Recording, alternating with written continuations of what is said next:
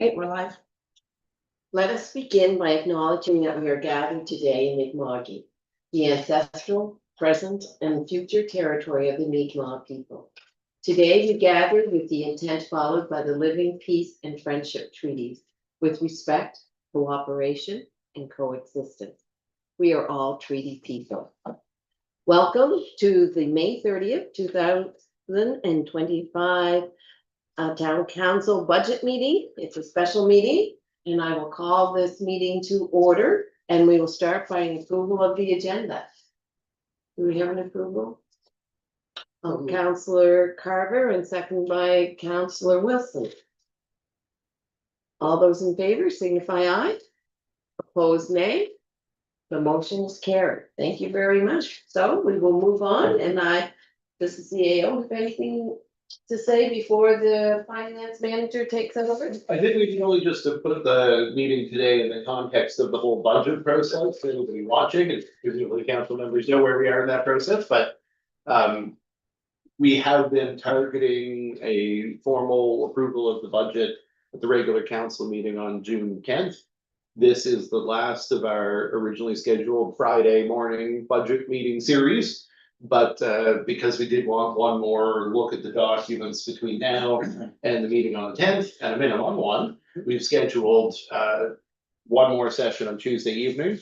And so just for council members and the public, today's package would be up simultaneously. Kelly, I don't know when it will actually be up, but normally we take the documents that actually distributed this morning and have them up after this meeting. But it will also end up being the package for Tuesday with any directions that we receive today. So basically, we'll take a quick swing at a couple of final changes based on today, if there are any, and get that document up as the package for the Tuesday meeting. And then following that one, if there's any directions, it gives staff basically a day or 2 days to format the final penultimate draft for going to council approval. And that will be in the budget or in the regular council meeting package that goes out next week. So for anyone watching, there'll be a normal period of time between that package going out and the meeting on the 10th to review the documents. I suppose that's kind of public opportunity for comment. There is on the input session on that day, on June 10th at the regular meeting. If council doesn't feel the budget on Tuesday, or if we said another meeting is ready for the June 10th meeting, then we'll obviously let people know. So at this point, we're mostly focusing today on the utility budgets, but we also do want to introduce some changes that resulted from council's prior direction on the operating capital budgets. And there might be one or two other things that trickled in from staff late that we want to highlight as well. So Ashley will run through the operating side, and then I'll go to the capital side. And then we do have a closed session. Okay, so we will turn the meeting over to our finance manager, Ms. Yogan Wenzel. Thank you. Good morning, everyone. Do you wanna, can we get the screens on there? Sorry, it might be easier with that. So I am going to stream this, the updated budget, and the reason why you all have another copy of the full budget is because council provided direction last time to increase the revenue by, or the tax by 1% and decrease the corresponding expenses by the same dollar value. So what I wanted to point out is a couple changes. So if we go down, if we're in the summary, you'll notice right now we're showing a surplus of 19,000. So that is basically the result. Well, it's the result of the two directed changes plus one correction that ate up $30,000 of what we expect to be $50,000.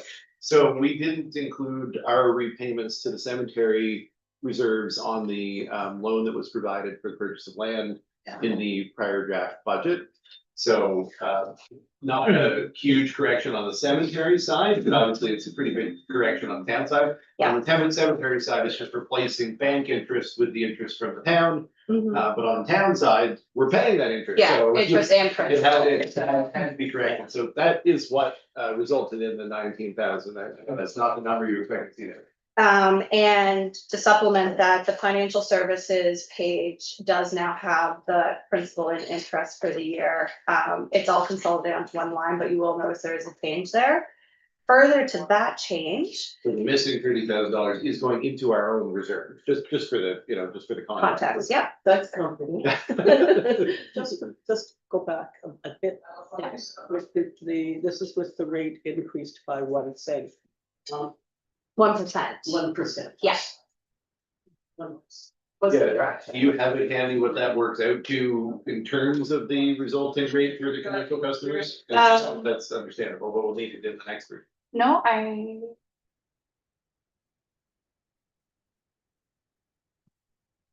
Right there. Sorry. Yeah, I need to find, oh, I lost it, sorry. Well, first thing we'll We also, yeah, this is putting an accountant in charge of tech is not. Okay. Should. 1.11, does that look right? That looks like this is rate from prior year. Oh, hold on, sorry, I'm on the wrong page, there we go, 1.121. So yeah, you can see the adjustment, so page, I don't know what it is on here, page 8 on my PDF. Yes, page 8, correspond. So that gives the 1% increase, and then you go down further, and this is just what I want. This is one of the reasons why y'all have a new printout in total under the general tab. Just give me a sec, I'll give you a reference. Here we go. Page 16, starting. What I've done is I've highlighted in yellow on the budget column any numbers that we have amended, so that you can just quickly take a look and see where we've cut off some expenses to correspond with it. So I'm not gonna go through them, so they're pretty incrementally small on each line, but I just wanted to show you where we've sort of shaved off some on the expense side. Councillor Feeney? Oh, sorry, Brian, you take the floor, Brian. No, I just noticed it's a saving of 15,000 on legal. It sounds as though we're actually got legal issues. I mean, do we not? It's only a $5,000 reduction, but it's a good point that, some of these reductions the council requested do come from staff having to go back to numbers that we felt were conservative. And then being a little bit less conservative, ultimately, we do provide pretty conservative budget projections, so I think council knows when you're saying find the 1% cut, that we don't just have 1% excess, but we do have some numbers that are buffered, and then I will do my best to keep the legal costs in line. But you never know what might happen in a year, and a budget is an estimate document. We typically, if you're conservative, some numbers go up, other numbers go down, and in proportion, you end up being pretty well aligned with your original estimate, so. Yeah, that's the nature of some of these changes does represent staff having, decided that we could be less conservative or a little bit less conservative with our margins on some of these estimates for line items. And that's kind of the approach we have to take when looking for a reduction. Yeah, I think just to supplement that, if I may, our first draft is always exactly what we feel is the most appropriate draft. So with any request, then we have to, I'm a fairly conservative person, so I will add buffers in. So if council requires a reduction, we will go to those accounts that we know that we've kind of added buffers in for potential future. So it's just trying to figure out which accounts those are and shaving off some, but we've spread this out fairly well. I think we haven't really taken a huge hit off of any one specific account, so I think that. If we wanted to leave the 1% in general government if possible, because to Ashley's point about what can actually be reduced, cutting down public works estimates based on what Jonathan has provided, we're really not comfortable doing that. It doesn't really seem truthful. So going on general government or costs that Ashley and I are, responsible for, we'll do our best to make sure they're in line with budget. Councillor Feeney? So, I think there's a realization by council that this is, you were, it's a difficult ask to find the 1% cut, fair enough.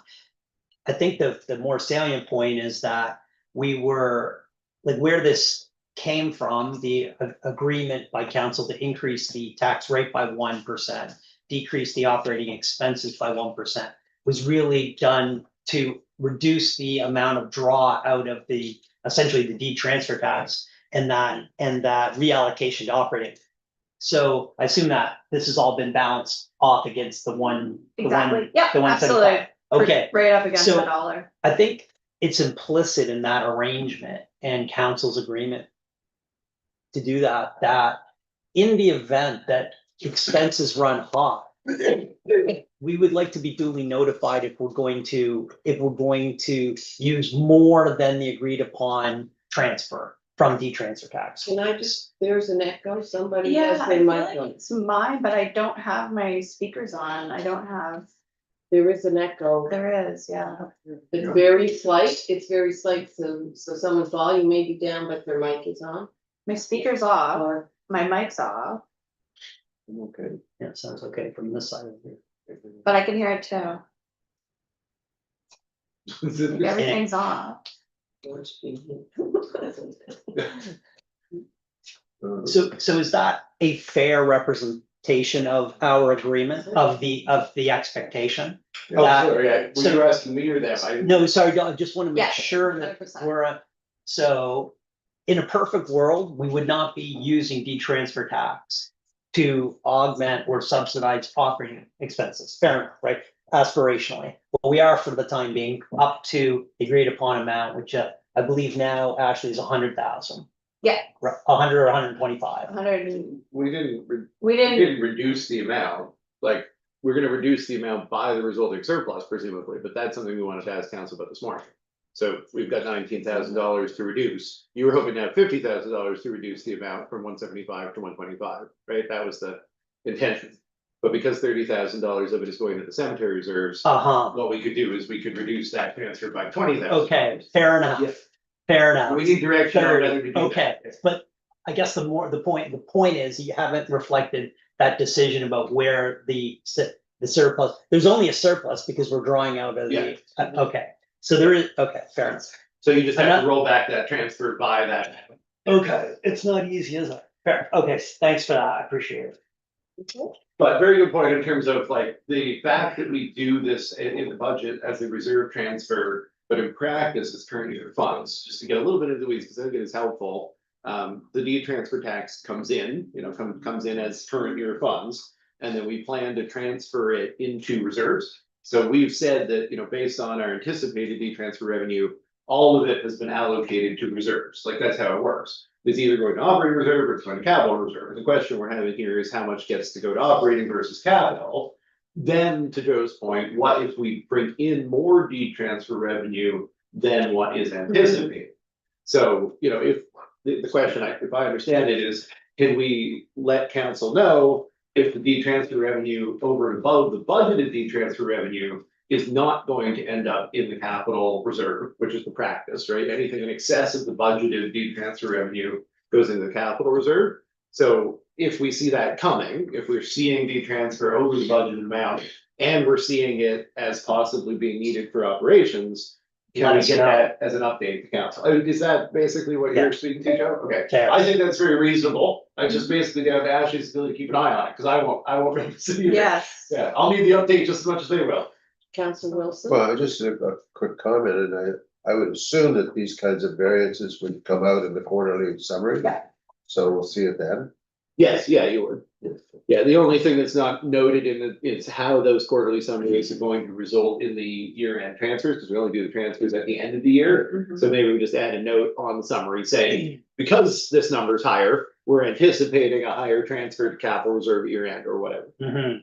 Like in a perfect world, by the end of the term, it wouldn't break my heart to have less reliance on the transfer tax for operating. Right. Aspirationally, Yeah. so we'll see where we are, but I mean, that would be a decent objective long-term over the next 3 years. And the other. I know it's not question, easy. when it comes to the allocation of the surplus, and we're not talking a substantial amount of money in the current version, but that $19,000.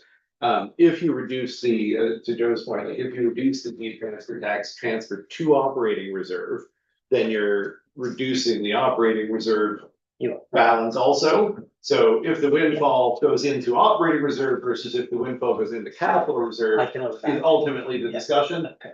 So council can decide if the operating reserve balance is the more, I would say, concerning. I know, Ashley, I assume you're gonna run over the summary sheet, or the status of sheet in some detail, because there's been a lot of changes. Yeah, we can do, for sure. All right, back on to Ashley's original. Right, thank you. And the only other significant change I wanted to point out in this package, which again will be online later today, for anyone at home, is the debt schedule. So, the direction was, and that's on page 10, the direction was to add in the specific projects that tie out to each one of these debts, and then also sort of the terms of that. So the payment, the final payment, and the range. So I added that in and hoping that provides a little bit more clarity. The one thing that I was looking for a little bit more direction on is, I know we were discussing adding in future debt into this schedule as a general, where's our debt going, where will it possibly look like in the future. I sat down to do that, and I think I need a little bit more specifics on, what our amortization is. Are we doing prime less spot 7.5? What do we, because I mean, even 30 years over 20 years could make a huge difference. So I just wanted to get council a little more direction onto where you guys would like me to set these terms so I can add this to the schedule. And just to add to that, because Ashley and I have talked about what we might recommend, the thing is, it's a public document, so the question, I guess, is really, how comfortable is council with staff recommending the amortization terms, using our best conservative estimate on the potential interest, and then putting those numbers in a document, which is a public document. And so we have a little hesitation in having done so without that. We could talk about the terms and the interest and stuff, or we could just give you what we think our best guess is, and you can ask questions and go from there. But it's a public document, so we haven't typically put those kind of projections out before. Councillors. Well, your best guess is better than my best guess, so. I mean, Carry on. I guess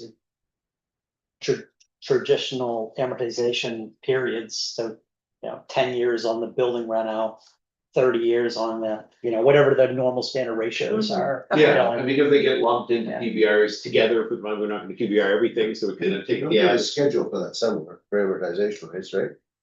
In Fran, yeah, so we have There a are specific, distinctions though, like Berwick took their We solar garden did over that. 5 years longer than we did. And we were both looking at the curve as to like decline in production in the later years. And we took it over a shorter period, which is more conservative, but also means higher payments during the term. After that period, if the solar garden is still producing, which it should be, then there's no payments and it's all, production. yeah, So, it's just about risk management, I think. Actually, we did, maybe just for completeness, it would be smart for us to add the loan from town general from perpetual care. Yeah. For the for the land property, purchase, yep. for the absolutely. land purchase. Yeah, we had this in there originally, and then Dylan and I went back and forth on whether we wanted to put it in this thing. So it's actually in here. I just hidden right now, so I can just unhide it. So that's no I problem. think that would be a good idea to Yeah. just keep that in front of us. Absolutely. Yeah, it was in here, but it wasn't actually in the budget. It's in the Yeah, budget. exactly. Yeah. Okay. Okay, so, So- sorry. Just a struggle to come to grips with all of this.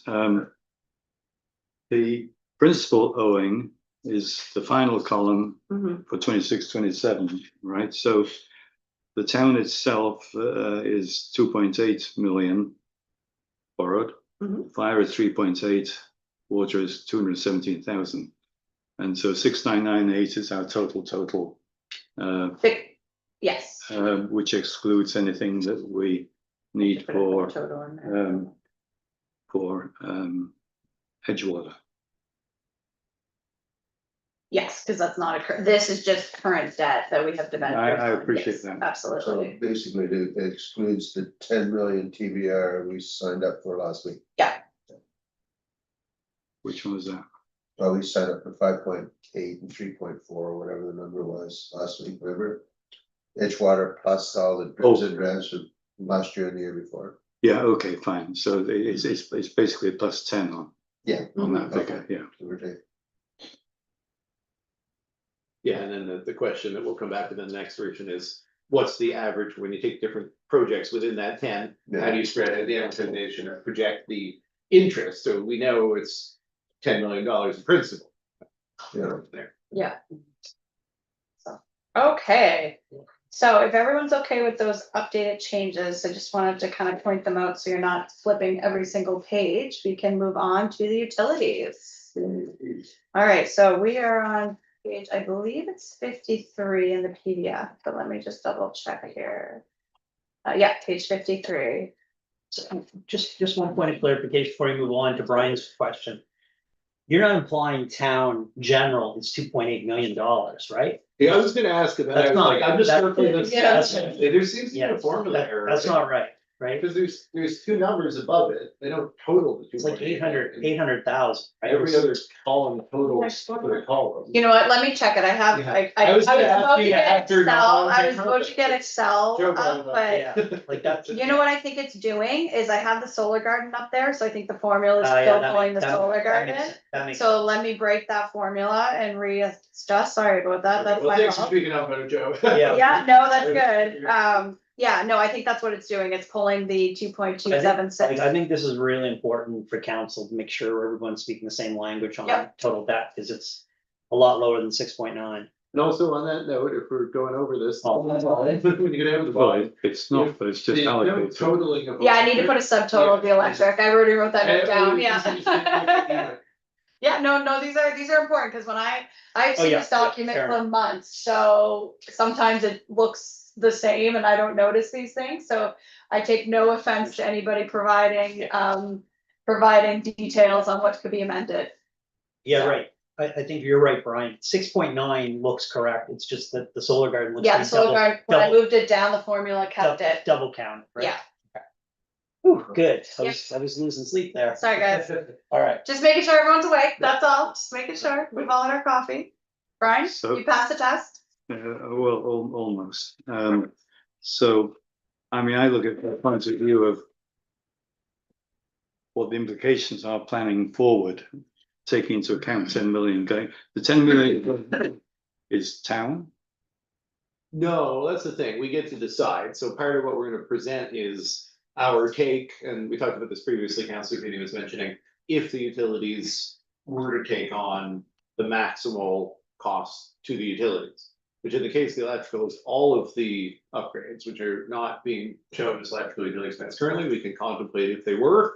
In case of water, it would only be the section from parish to main, which is being upgraded. But again, we could decide if we want that to be the responsibility of the water utility. And then the rest of it is kind of. So the debt service cost, So about 3 million of the two would potentially be utilities, just. hmm. So looking ahead, the debt service cost of that is going to more than double, right? It's 408,000 this year. That 408 is Yeah, that's also- not, that's also double. Well, that's right. It's got the electrical. It's got the 307, Yeah. the solar garden in That, there, it's only 100 grand. Yeah, yeah. yeah. But yeah, Brian, in the division you get for Tuesday, Yeah. we will reflect our estimate on what you're trying to do the back and active math on, but I think you're going in the right direction. Yeah. It's gonna be a very substantial increase. Yes, so it's all building at the understanding of the flexibility we've got moving forward. That's what I'm getting at. Yeah, yeah. Exactly. Okay, page 53 is where the water utility starts, so before I get into this, I just wanted to remind everyone that the water utility and the electric utility are both separate budgets. So, page 53. On this? Yes. They're separate budgets from the town, so as Brian kind of just pointed out on the debt schedule, it's broken out. The reason why is that is because they're separate budgets, so it is one big budget in the conversation, but they are separate budgets, so I just wanted to remind everyone at home that, and that's kind of why we've broken it out and discussed town first, and now we're gonna discuss the second two budgets. So substantially smaller, but still very impactful. So we're looking at not a huge change on the metered sales on the revenue side. So maybe Yeah, this go would ahead. be a good opportunity, just, I think councilors know this, but maybe some of the other councilors, certainly the public. The reason that page 53 is kind of a boring page in the document is because we don't have the ability to change our rates. So our water projections only reflect changes in estimated demand. We can't change the rates without going to the UARB. So our water rates, this is the fourth year in a row, I think, are still the same. Yeah. And in all of those years, we should at minimum, based on the nicest, most positive economic conditions, which I think everybody knows haven't really been the last 4 years, have had a 12% increase in rates. 3% a year, minimum over 4 years. I expect that a 12% increase in rates would go a little ways, but nowhere near enough to covering what we're going to show you. But there's a reason why expenses have kept going up, but revenues haven't, and it's because we have to go to the board to request that. So when is it time to go to the board? When we have a current audit, Okay, that is a requirement. oh, okay. So what's funding the difference? So yeah, that's an interesting point. When we get the status of funds, but I can jump back here for a sec, because we're gonna jump back and forth a little bit. You'll be able to see that there's two essentially funds that the water utility maintains. One is the water utility fund, just that's where any surplus deficit just ends up. And the other one is the depreciation fund. So the depreciation fund is meant to be used for replacing infrastructure. And ultimately, we have a balance in the reserve fund that is higher than the fund deficit, accumulated fund deficit from prior years. So on page 5, which is status of funds, you can see the water utility operating fund surplus has accumulated projected for the end of this year at March 31st, 2026, $442,000 accumulated deficit. Now, it's possible to see that deficit over 7 years to come back through rates. But just to get the rates up to a place where the utility is current and break even will be a substantial rate increase. So trying to recover that through a deferred revenue is a question, whether that's a reasonable proposition. If you look down under water depreciation reserve estimated end of year, it's 595,000. So essentially the 442,000 is relative to the 595,000. The utility still has money, but that change, that allocation, that leveling out and saying, okay, we're just going to call it 0 and 200,000. That would be part of a rate application. We would say, look ahead of our future capital. Here's how we're approaching it. If we would like to make the request that we either recover that 424,000 in a rate increase over 7 years or less than 7 years, or we just ask the board, and I've done this before, and it is not an unusual practice, to just have those two reserve balances level out and then set the depreciation based on future capital projections from here. But that's what's happening right now. The utility has about $200,000 projected at the end of the year. It's running substantial deficits by next year. It won't.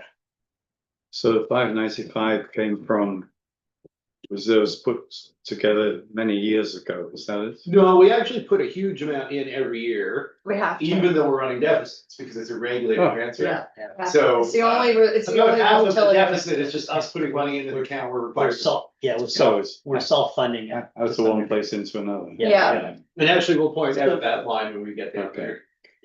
Dylan, with regard to, so there's only, as you know, only two really revenue streams for the water utility. It's metered sales plus the hydrants. The hydrants is regulated and hasn't changed. It's the same rate it was 10 years ago, I believe, 180 and change, 180. I right? did a little adjustment last time, but it was very small. Yeah, no, rounding it. So with the expansion of subdivisions and new fire hydrant on Edgewater and so on and so forth, just like expanding the fire suppression service throughout town, will that require us to increase that rate? I think it will be reevaluated through a rate study process, and likely the recommendation would be for some increase in the rate. And that is And then we funded have to ask the through, board. and so in the event that we would have to increase that charge because to fairly compensate us for more hydrants, because the hydrant portfolio probably hasn't changed in 20 years, right? Notionally, that number would be modestly higher, like maybe it would go 180 to 200, for example. But that is actually funded through fire. Yeah. Okay, Yeah, so it may be that effectively the board in setting a new hydrant rate increases their fire rate by 0.5 cent or cent in order for then that to cover the resulting. okay. But again, like 20 grand, still, like it's a rounding error compared to what we really need. Yeah, so we'll go forward. I mean, we're jumping the gun, obviously, I was about to speak to all that, but yes, would still be some substantial rate increases needed on the first side. Unless we have a lot of growth, a lot of used sales. So we're not heading into the environment where, like electricity residents are faced with a whacking great jump, or are we? Yeah, I mean, like I said, we Yeah. should have had a 12% increase already. Yeah. That's in good economic times. I think right now we've been seeing higher than normal inflation over that same Yeah. period. I think a very reasonable expectation would be not less than a 25% Yeah. increase in rates. Absolutely. Yeah. And that's if we're seeing new construction, which thankfully we have received permits for about 50 new units. That make a substantial increase in the water usage, but. Yeah, I don't think we're getting away without a pretty substantial rate increase. Dylan, And- sorry. Go ahead. And that goes to you, Harvey. Yeah, we have to, We have to do a study and then the Yeah. area. And what we're hoping is that we'll be able to get to this thing by this fall and get it submitted and then have rates effective next year, but they won't, there's no rate change effective in this fiscal year. We just. No. We just don't have this time. Are- Stuff.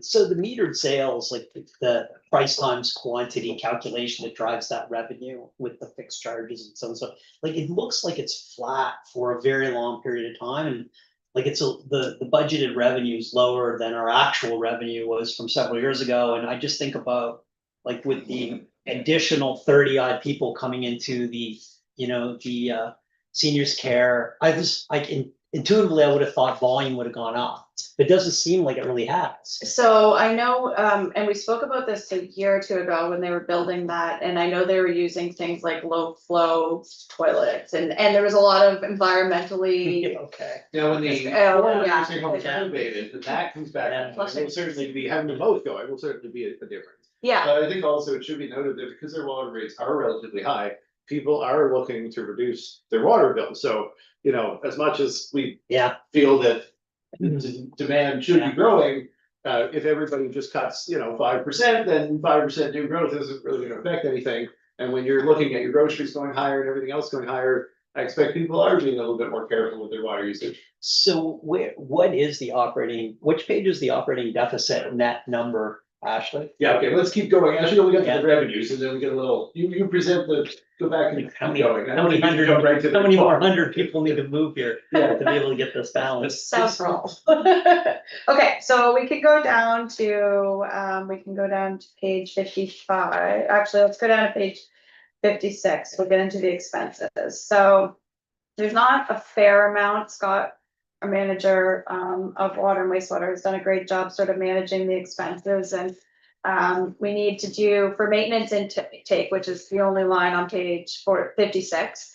That's something that has to be done by the end of the summer, so that 4,000 is a accurate update. We didn't do it last year, which is why there's a zero balance there. Every time I see a zero, I question Ashley. 'Cause Yes. I don't believe the zeros to be real, but this one is, we didn't do it, we'll have to do it next. Exactly. There's not much going on in operating and maintenance change, so I'm only gonna speak to the big ones, just so we can get through the Very water. little change. Yeah. So admin salaries fairly similar. If you go down to page 59, there's some change here. Seems like there's more change than there ought to be, because you've got a budget the actual column still, but remember in the final version, we want a budget. We didn't see the last time. So Counselor Wilson was talking to me about that, and he said he was happy, he was fine with his request, and he had a cinnamon bun, and then he was like, nope, this is all good. So he whispered that to me when he, Okay. yeah. Well, I don't so- know, I still think budget's more helpful, but either way. It's definitely whatever you guys want at your budget, so I can do both, it'll make the pages Yeah, smaller, but I can think- certainly just do we both. can talk about it. Okay. So operating supplies and expenses, so we have the chemicals and additives, so there's a little story here, so. Scott has created a different plan when it comes to cleaning out the filters that has actually reduced the level of the chemicals that he has to use. So we went from about 75,000 to 57,000. I am keeping the budget at 74 because this was the first year and we think that's why, but we just I wanna trend before I knock it down by 20,000. Chemicals seem to be one of our biggest expenses in this utility, so I'm just trying to be as conservative as possible on here. Process optimization has always been a really weak spot with the utilities because we lack the staff to Yeah. actually take the time to figure it out. Exactly. So I think this is a really positive It's a step, good- yeah, Yeah, absolutely, Noted. so, effort to keep costs down in ways that requires investments in staff, which council has made. If that then can turn around in some reduction of chemicals because we're doing better maintenance, then that would be great. But as I said, I want to keep the chemicals line still at that because historically it's been higher and I just want to make sure that this cleaning process is the reason for it and that, because again, they're expensive, so I want to stay conservative on that, but just keep that in mind. In the nature of the deficit projection that we're getting to, it also doesn't seem like it will really make a big, you know what I mean? Yeah, it's not gonna make You're a not- huge you're not gonna change. balance We're, it, but- yeah, we're not gonna balance, we're not gonna be in a surplus, so, page 60. So there's not much there. We're gonna go into closed session and discuss. I created a different salary scale schedule based on your responses and feedback from last week. So we'll discuss more of that there. But I have now broken out the utilities so you can kind of see the separate. Yeah, there's no change, except I think last year the second position didn't come in until Q2, so just. The phase in of actual doesn't represent 3 positions, even though it was approved last year. Exactly. Bear with me here. I'm dealing with 2 different sets of numbers, page numbers. So page 62, again, the admin salaries you'll see right there. So again, we'll speak to that in a little bit. And the salaries go up, the benefits go up. Not a big change in anything else. This is, as Dylan said, this is kind of the bland budget. There's not a lot of discussion because everything is fairly status quo. A bit of conservatism is having all the professional development in there where we don't often take advantage of it. But we do have a new staff person and we have a vacancy, so to be honest, water should be doing some professional development, so, we don't Yeah, use maybe. it, but we wanted to. What is officers and executives? At the bottom of that line. You folks. This is the charge over of council that we talked about when we said, is all the council compensation in town general? Yeah, so it's allocated to the different. So and actually, Council Carver makes a good point to just kind of remind everyone that some of the expenses like audit, for example, are allocated across the town, the water and the electric. So you're always gonna see, sometimes you have to add it up to get the full picture of what the total audit costs, but it's directed based on proportion of work and.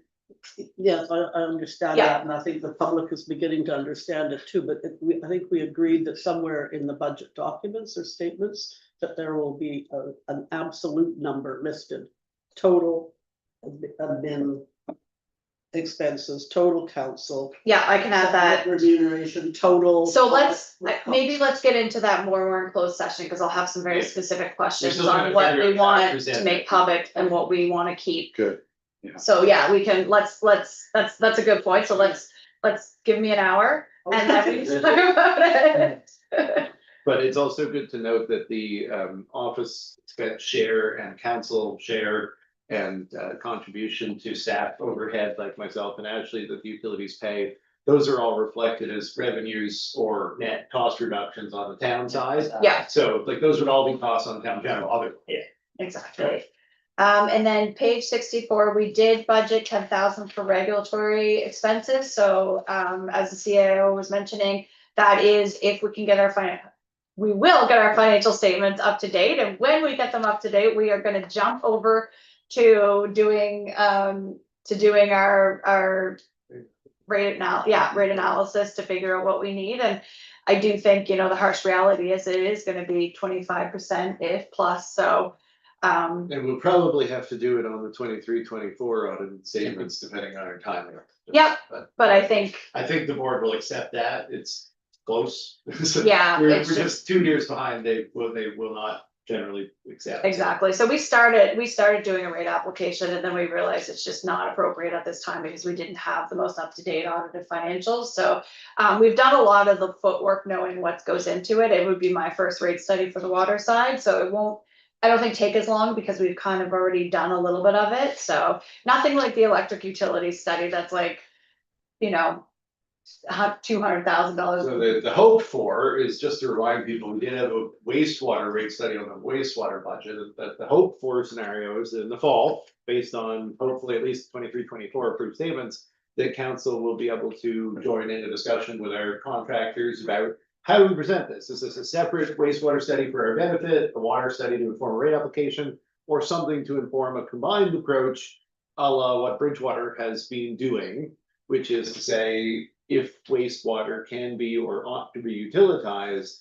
should our approach to the board combine those two things? Mhm. As opposed to going for water rate increase and then going for restructuring that would include wastewater within the utility. We Mhm. could go in and say, let's do both, and the resulting rates may be more palatable.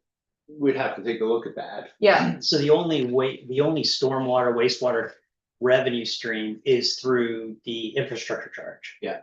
So you're suggesting that in the fullness of time, we would move those charges to the water utility, Potentially, I mean, that's how Halifax Water approaches it, that's what Bridgewater is looking to do now. I'm not sure about stormwater, wastewater and definitely wastewater and drinking water. so that, I mean, in the short term, that while that would resolve the operating deficit, wouldn't do anything on the capital side. Well, yeah, I mean, I'm not saying there wouldn't be any increase in rates as a result, I'm just saying we'd relook Yeah, at fair. the water and wastewater up with one complete package. Which might be a better approach in the long term. So, I mean, this is no real huge surprise, given our inability to raise rates commensurate with rising costs. But now we're looking at a $240,000 deficit, operating deficit. Netting back in amortization, so it's like we're running $120,000 in negative cash flow before capital. Yeah, next page, if you wanna flip to it, just well, I just wanted to Okay. quickly point out the depreciation line, so this is the line that we have to carve out every year. By regulation and put away some funds, so that's what we were talking, Council Peppermint about it earlier. Which page is that actually? 64, so it's just down from the regulatory expenses. it actually represents more than half of Yeah, this money we're putting into an Yeah, account on our that- own. Yes. yeah, so just wanted to point that out real And further quick. to that, the way the depreciation is calculated, and we can ask for an exception, and we will have to ask for an exception. Is based on the value of the owned assets within the utility. Mhm. It's not necessary for the utility to have paid for them in the first place. So let's say the town is about to build $2 million of new water infrastructure in Edgewater Street, non-utility costs. Typically, it's contributed to the utility upon construction. The utility gets it for no money, then immediately turns around and has to start depreciating it to the tune of $80,000 a year, which is an $80,000 a year increase to this transfer to our own reserve. And an increase to the water utility's debt, or deficit, just to put aside another $80,000 for when the Edgewater work needs to be replaced 7 years from now. So we would probably go to the board and say, look, we can't be running deficits over putting $220,000 into our own bank account for a rainy day. And they're allowed to give you a different rate. And it'll be very interesting to see, because it's a new board too, they restructured this, we'll be going to the Okay. fast track board, hopefully, for the province, the less red tape board. And then presumably we will be able to get a common sense approach to this, but yeah. But fundamentally, this morning, we don't have the ability to raise rates, and we're not gonna have the ability to raise rates for at least another year, charitable. Yeah.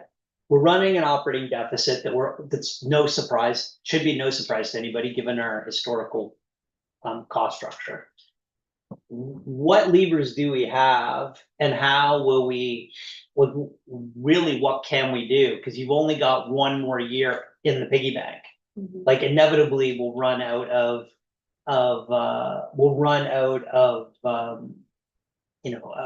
accumulated surplus within the utility.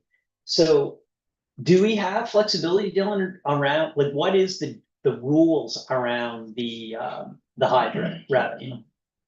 Like, are we allowed to The same allocate? application, no, we have to. We have to, Make it part of the pitch, we say customer rates will go this way, hydrant rates will go that way. Yeah. I'd prefer to formally loan the money from town general to the water utility through an actual structured negotiated loan.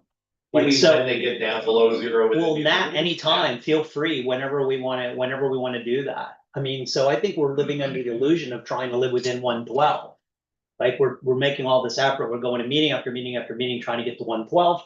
We're trying to cut our 1% of our operating expenses, but essentially, it looks, from my vantage point, that the town general needs to lend the water utility like $200,000. But Council Wilson? yeah, I'm not quite sure I understand how that helps the situation. It just means that. Because the town, somehow it needs to get funded, and the water utility is a separate, distinct corporate entity versus the town general. Yeah, but in terms of rates and so on, it doesn't really make any difference. It will, a year from now. All I'm saying is that how will the deficit get financed? It will actually be financed by borrowing from ourselves. All I want to say is, let's do that in a formal way with an interest rate and a loan and terms similar to how the water utility would borrow from the town to buy, you know, for free. So all I'm saying is that it's all coming, let's just formalize the borrowing so that we understand who the water utility customers essentially owe the town general customer, ratepayers, this money back. Because this is a regulated utility. I do want to respond, but also Okay. Rebecca and her hand up. Oh. So what we're saying is that everybody else in Scotia is paying a higher water rate than town hall pay users, right? Unfortunately not. We Okay. have some of the highest water rates in the province. We do. Yeah, Okay. even though they haven't gone in 4 years. And so, okay, so speak to the 2 points separately, if you don't Okay. mind. So to Joe's point, I just wanted to clarify that right now, the utility, if it's seen as an island separate from the town. Yeah. Is projecting to still have $200,000 in its own bank accounts by the end of this year. So what's happening is the utility is lending money to operating from its depreciation reserve. Correct. And that, this year, we see no risk of going outside of that. So if council wants to formalize that, that's up to you. I would say that the formalization of needing to admit that the town is actually fronting money only comes at such a point as the utility actually has no money of its own. But that And will come. it will come, yeah, we're looking at it being next year, most Right. likely. And if we do what we did this year, which is run a substantially better year than budgeted, $50,000 is better than budgeted, we might get 2 years. But essentially, the overlap between going to the board and running out of money within the utilities accounts does need to be, you know, grappled with. I'm just not sure if it needs to be grappled with this year, because we will have the rate study and all of that information to go on to figure out what the loan from the town would need to be over the period that we ask for a phase into rates. But we might want to just formalize that, because we're not at zero. We might want to formalize that when we know. And give a loan that will cover the utility through phasing the rates in, because I presume that's what the board will require of us. You can't really go and say want all the rates in year one. Look, I don't see a magic elixir that's gonna show up and solve this problem 12 months from now. And then I'll answer. So- Oh, Council, So your answer? I just want to say very, very quickly to Rebecca's question of, you know, why are the rates high, just for anybody watching, and I feel like it's important to reference, so. I'll ask an answer, we talk a lot about this, but basically the fixed cost to operate the utility is pretty much the same regardless of the scale of the utility. 3 staff is the minimum you're supposed to have to cover vacancies, you need to have a treatment facility, you need to have a reservoir, you need to have a transmission, you need a pump house.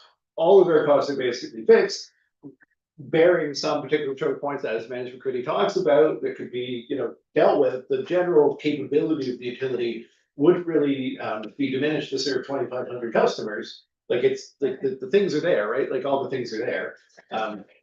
We need a better customer base. Yeah, and when I say customers, I mean like the total population, right? We only have 500 customers, because per household. So if we have more infill, then yes, there are issues that we need to look at in terms of transmission capacity and pumps and upgrades, but the general scope of the system, the staff needing to maintain it, that's not really variable. So the smaller your customer base is, the higher your cost per customer is going to be.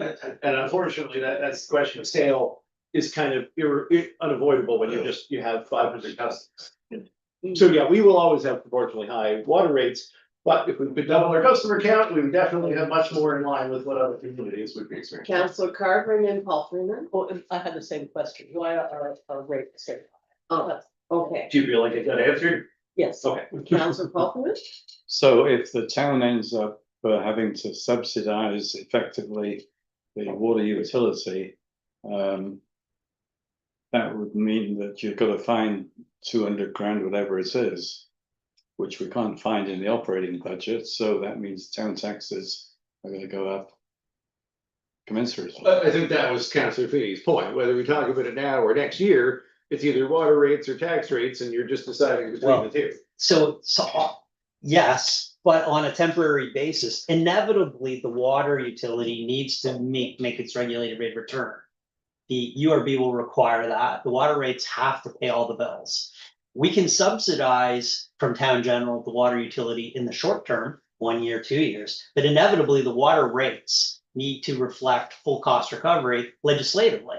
So all I'm suggesting is that we've grown accustomed over the last number of years to have town general subsidized utilities, subsidize the construction of the fire hall, subsidize the construction of the solar garden. Fair enough, because we're all the same benefits to some degree. But we need to make sure that town general gets repaid for these subsidizations. So formalize it. Right, so, because if we lend, if the town general lends the water utility, let's say $200,000, all I'm suggesting is that $10,000 interest should be paid back to the town general. Because these are different concentric circles of fiduciary duties, different responsibilities, different customer bases, different revenue streams. And we all talk about them collectively because we're all one big happy family. But in the real world, like really, we're partnerships with these various groups of people. We just need to keep the twos and froms accurate. I think it's very well said, and like my approach would be if we say a 3-year phase in on water rates is likely. Right. So over that period, we should be pretty able to calculate where we'll fall to in terms of, continuing to incur expenditures. There will end up being a net that the town has to cover and then is recovered. And interest should be built in, and when we go to the board, we'll include those calculations and the interest in that. Right. And I would say we don't need to worry about it until we have that determined through the rate study process. Fair Councillor Carter. Yeah, I kind of like that idea of the formal loan because it creates a structure for monitoring in a very regular way. Yeah. That makes sense to me. And as listening to that conversation, I was wondering, would the situation be different if we had a water commission? Would the situation be different? So the difference was, to Joe's very last point, is governance wise, the same entity is making these decisions on tax rate as is making these decisions on water rates. And you are therefore able to occasionally contribute from the town to the utility operations in some fashion, like a loan without interest or something like that. Even if we're a commission? If it were commissioned, the two governance bodies would be different. And they may not agree to a practice that makes one of them the winner, right? That's typically something that antitrust laws in the private sector aim to, stop, right? Is the situation where two companies owned by the same owner say, well, we're just gonna make a deal that leaves all the profit in one company. But ultimately, municipalities is typically one governance body deciding how the interactions between the two different entities work. So yeah, it would probably, if there were a commission, be harder to reach an agreement on how the town and the utility would interact around something like that. And there certainly would need to be formal agreements around loans and paying back interest. Do we know how it's been working in Bridgewater? I mean, they've had a water commission for eons. I don't know much about the commission, whether it's actually separated in terms of its composition. Like sometimes you still have majority council members, which means it's really functionally is just an apparatus in the town. I know the Berwick Electrical Commission has been deemed by the UARB to not be effectively a separate entity from the town.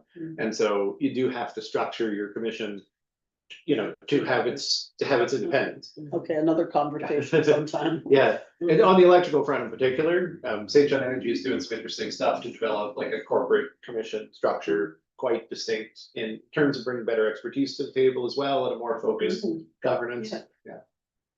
Okay, any other questions on this? All right, so just to end the water utility, we have a deficit that we're budgeting of 244. So I think that's probably no surprise to anyone. And for all of this talk about deficits versus depreciation transfer, just want to note the projected deficit for 2024 unaudited at 116,000 is actually less than the depreciation transfer for 2024-25. So technically, we only ran a deficit at all because we were putting money aside. We actually would have been in a surplus position if we weren't doing it. So just to kind of put it in perspective. Right.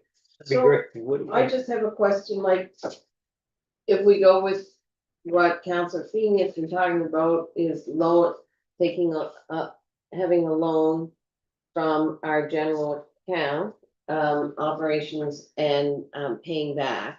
So we will have that we will have that formalized and the council will know that that's happening, Correct. right? So, Or motion, What we like, discussed is it's not happening in this fiscal. no, And so no, before it would happen, yeah, we'll get all the numbers and get approval, and then we actually will go and get UARB approval as well. Because they will say, look, the utility is able to repay the town for this loan and pay the interest that the town has levied and. but Et cetera, there'll be et cetera. safeguards that, council's aware when this would take place and we would approve it before it happens.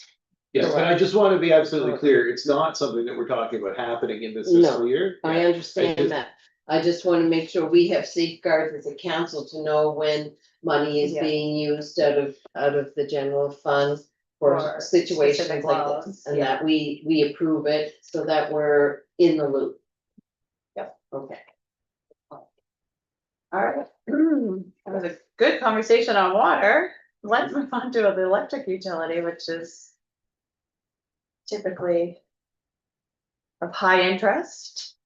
Okay, so for operating revenue, we have it broken out, domestic, commercial, industrial. And as you can, oh, sorry, page Okay. 69, sorry. 9? Yeah.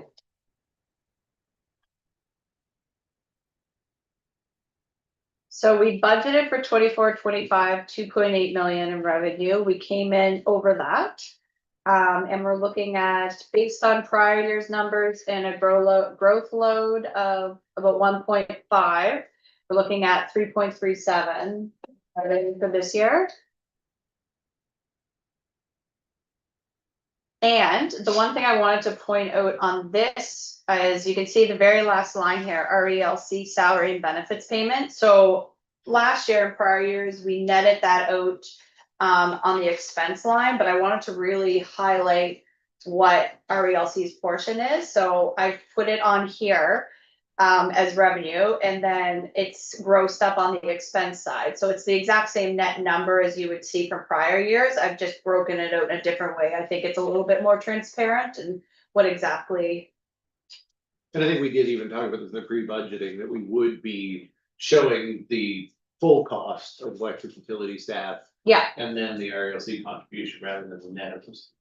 Can I ask, what is industrial sales, and is it differentiated here because we have a separate rate for them? Yes, yes. Yes and yes. Yes, industrial sales, I'm not 100% sure what that is right now. I could get back to you on that. Must be RPS, I assume. Likely, yeah, but it's, Definitely RPS, whether there's any other customers, I don't think there are, but it definitely is RPS. but it definitely is a different rate, and that's why it's. Okay, how is it, if I may ask, how is it different, because it doesn't show up in our schedules? That I've seen anyway. Like, what do we charge them for electricity compared to? I'd have to go to the rate schedule, but it does break it out. I could actually bring the rate schedule to the next meeting if you guys wanted to see sort of our UARB breakdown, and it, it gives us a base charge, and then, yeah, I mean, if it's of interest. It's on the website, you just send it around. Yeah, well, I find the website hard to pull stuff off of, so why don't I just, no, not our website, the UARB website. No, the UARB website. Oh, I didn't know it was on our website. Okay, sorry. Our website's awesome. But the UARB one is difficult to find things on. So why don't you just send it around so everyone can be on the same page? Go Kelly. So- Thank you. You're welcome. So I really met the UARB. All right, so revenue, so we're looking at 3.3, and then there's a couple of miscellaneous, so total revenue is 3.39. We are going to page 71. So, So we're gonna talk about the expenses. So we've broken them out, and I don't know why it's showing this way, but we have purchase power NSPI, we have purchase power Solar Garden, and we have purchase power area, which is Eller's house. So we've broken those out by the three. The one change this year that you won't see reflected in prior years, on the NSPI bill, there's about 15 different lines of stuff. But two of those lines of specific interest is the BUT, the backup top up, and the transmission line. So transmission lines is the cost to use the NSPI grid. The BUTU is the cost to have them I look at it as, and correct me if I'm wrong, but it's like our insurance, that if we don't produce enough power, we have an SPI there to step in and provide us with Yeah. what we need. Transmission charges for booking the capacity on the line. Yeah, And the backup top up is in case, for some reason, our generating asset fails, they're obligated to provide. matters is because we have these two expenses, because we have historically Eller's house, but now we also have the solar garden. In this case, the solar garden, we haven't quite figured out exactly how much that would pertain to. So what I did for this year is, because it's really an Eller's house expense, most of it, I've cut out the BUTU and the transmission charge from the NSPI bill and just put it down into the Eller's house line. So, because it's on the NSPI bill, but it's for the use for Eller's house. Because the area actually reimburses us, I understand, from there. They We get back the BUT charge from them. are, It was part of Ida's. I know we get it, I don't think it's that part, I thought that was the energy that we. That's a good question, let me check that, cause I'm not 100% sure, expert I am not in this, Yeah, we don't receive revenue back from areas, so it would only be area absorbing something they're charged, but this is a direct charge to us, so I don't. Yeah. well, Yeah, I think it has to do with the energy we're producing at Eller's house, and we get a credit back for that, but let me just double check, because it's a good point, and. But these are direct charges that we pay out, so I don't know how area would, because area wouldn't receive our bills, so they wouldn't have any knowledge of what the BUTU and the I'm just transition. going by what you told me, Yeah, Councillor Carver? Did we finish? so yeah. That part? What are the implications of NSPI for solar charges? so we've yet to kind of figure that out, I think it would be minimal right now, Dylan, did you want? So, yeah, I mean, what we're trying to talk about here, Penny, is, as she was saying, that she broke out from the NSPI bill two things, transmission charges, the backup top up. Yeah. Transmission is obviously only for wind, because the solar garden is here. Yeah. But a portion of the backup top up would be for solar and a portion would be for wind. And what we should do is take the proportional split and not reflect all of it in the other house line. And reflect the line for backup top up on the solar garden elsewhere. We haven't done that, so the blended. I think I got that part. What I don't understand is why NSPI is implicated at all in our solar, as you said, it's here with. So the backup top up is a charge NSPI is allowed to level, and this was a big regulatory fight we've had with the board over the years. Based on what they are suggesting is the reliability rating of a particular form of generating asset. So every type of generating asset has a reliability rating associated with it. Renewables can't guarantee that they will produce. If it's pitch black out, it's not producing. So because of that, NSPI is charging us to provide a backup based on when our asset is not producing the energy that it was supposed to. Wow, okay. And that's something that they're enabled to do, and we fought over the percentages in terms of reliability ratings quite a bit. Ultimately, we have not generally been very successful with that, and NSPI has used that to arguably increase the cost of alternatives to NSPI pretty effectively through the regulatory process. Big guy wins. As usual. Councillor Kaufman? Yes, sorry, you're talking about transmission costs and backup. Where does that appear? Is that buried in the power purchase NSPI? So it used to be, so for actual and budget 23, 24, and 24, 25, it is at the NSP line. What I did for the unaudited 24, 25 in our budget for this year is I broke it out and took it out of the NSP line and just put it down in the Ellis House line. So it's in there, it's all consolidated in that line. So it's all buried in these Yeah. two numbers. Correct, so Okay. so if you notice here, the purchase power for area for the budget for last year was 369 this year, so it's just bringing down that 200. Yeah, no, it Okay. didn't change on the NSPI side in the budget, it changed from the prior year, so maybe we can just go look and see if that's expressing itself correctly. You see what I mean? Like the budget to an audited 2024-25 shows all of that change on. Eller's has, Hmm. but it doesn't show any change in the other direction on MSPI. 1.4 million, you're in, it's still one Yeah. point 4 million. Yeah. It should, I'm pretty sure. Well, no. I wanna check, but we're streaming right now, so I don't wanna get it twice. It may be the power is higher than we expected. Yeah, and I'm the pretty, unaudited I took it, I MSPI took it would've out of that cell and I Yeah. put it into been- It may that, be so, just the unaudited MSPI would have been $200,000 higher. yeah. We just don't know that. so. I'll double check it, I'll certainly double check it, but I'm pretty sure it was removed out of there and put down, but always happy to double check. Well, but- they're gonna put a note on it anyway, right? Yes, exactly, actually, yes.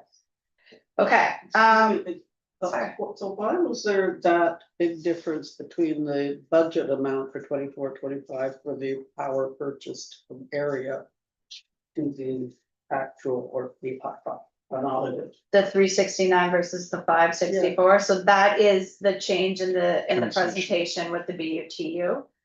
Change in the, Just the presentation, so the bottom line won't change, I'm just moving it from NSPI Okay, down. all right, So it's that's- just a presentation, okay. It's not actual, it's just sort of, And if you, I guess, look at the The bottom numbers. Yeah. of the column, like the total, the 2.2 growing to 2.1 going to 2.2 between the budget and unaudited, like, that's a pretty reasonable variance, so I think it is clear to your point, actually, that the numbers are all there. yeah, Because we I actually see, yeah. did come in pretty much in line, it's just Yeah. where it's allocated. yeah, so it's a little confusing for this year, but, and again, the reason for it is because those charges pertain to Eller's house, so we figured we'd start showing it down there. Counselor Wilson. One of my questions over time has been the actual cost of power, as you know. So when you see the NSPI bill, it has the BUTU and so on, but it has a energy charge rate per kilowatt hour. It has a demand rate, which is just a lump sum. It can be converted to kilowatt hours, obviously, and then it has a whole list of overheads. Yeah. That all are just lump sums. Now, we pay all of that, but where does it show up? Does it show up, is it just the power purchase SPI number, is the Yes. total? Yes, So Yeah, we only broke out exclusively the transmission and backup top up, so all the other sort of stuff right now is accruing to the NSPI. so again, it's council's preference on how they'd like to see it, we just thought it's more pertained to Eller's house, so it'd be better in that line, but if it's obviously. And the reason I'm concerned is because if you add up all of the costs of NSPI and divide it out for how much power we got from it, our actual cost per kilowatt hour is almost around 20 cents a kilowatt hour. When we talk about it to compare it to area, we talk about 11 cents or something. crazy Right, number yeah. like that. So if you think about how much NSPI really costs us Yeah. compared to Eller's house at 10 cents a kilowatt hour, It's a big load. it's the world's biggest bargain. It's a big Yeah. load, yeah. Now that we've also, and you're very right about that, and now that we've also broken out Eller's house with the extra NSPI fees leveled on top of that, it does help a little bit for an apples to apples comparison, but yeah, there's still some real question about what the actual effective delivered comparative costs of the two sources would be. Yeah. Which is a regulatory construct, really. Yeah, and I mean, ultimately, the board, like, if the. We've done a lot trying to get a more rational approach to this stuff from the board, like. In the other two maritime provinces, as we've talked about. The rule is just that the utilities charge the same amount, they all charge the same amount, and then they manage that money. You don't have different rates in the municipals versus the provincial utility. So we're quite unusual where every one of us has separately regulated rates, since it's not a normal thing. Mm. Usually just have a customer rate, that's what's set for the whole province, that's what. the item runs. Counselor Wilson. Yeah, what I'm wondering, I guess, is if it would be helpful as an appendix to this thing, to show our best get or our best estimate of the actual per kilowatt hour charge from the various sources.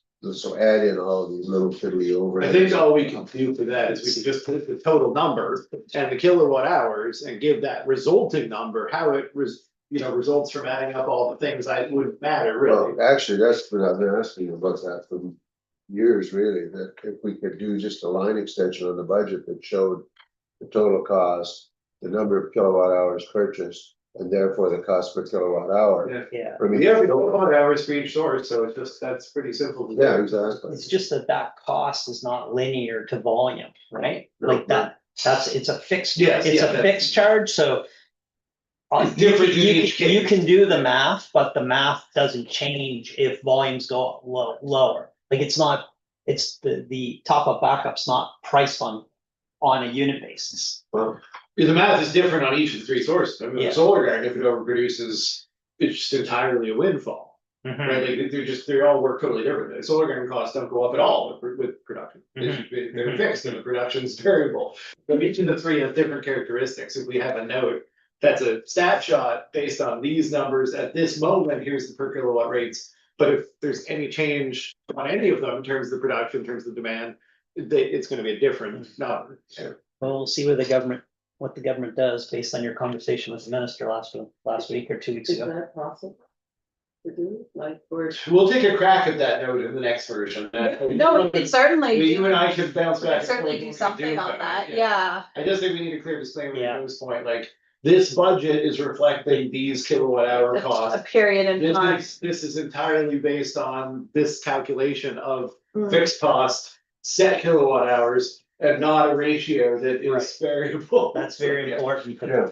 does that satisfy you, Cal? Oh, absolutely. Okay. Just to point out, it does change, but it doesn't change a lot. Mhm. Because in effect, purchasing from MNSBI, for example, plus or minus a little bit is the same every month, every quarter.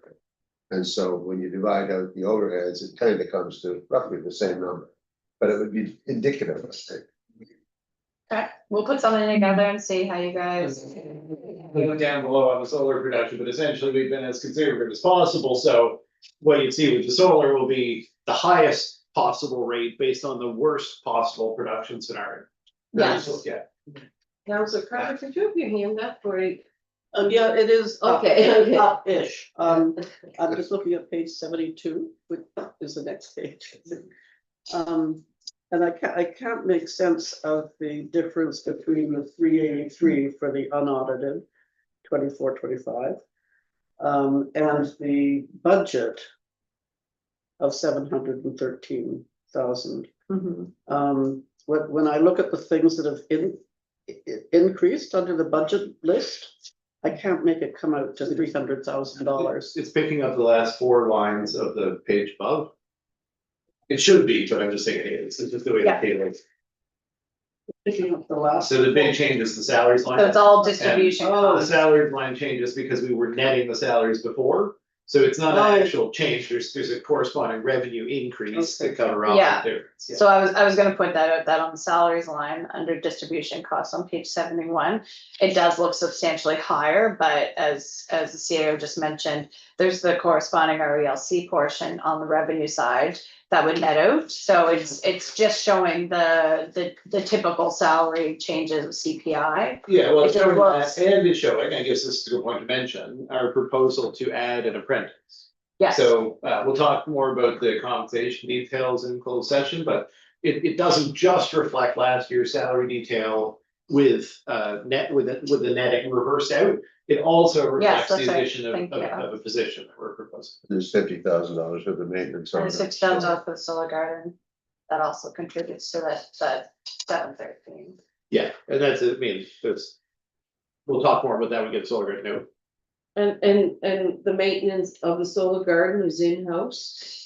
Yeah, so if you want, we can skip down to the note actually, just so that we can. Yeah, sure, page. We'll show you how the solar garden tracks through, because it was requested note in this version. There we go, page 76. So as I said, we're going on worst case scenario for production. We were told by all the mathematicians who designed solar garden and looked at all the curves and solar production and all that it should produce 280,000. However, the value of what it produced last year, as far as we can tell, was more like 212. So until we're sure about why there's a difference, and the powers that be over the area are working on this right now, we feel that we could be using the more conservative number. When I ran the numbers, it said 230, $50,000 less than what area the average year should be, is a good number to use as the very conservative revenue projection for this fiscal. So based on that, we're saying will save $230,000. Again, we could save 280. This math would look a lot nicer if we did. Councilor Crawford.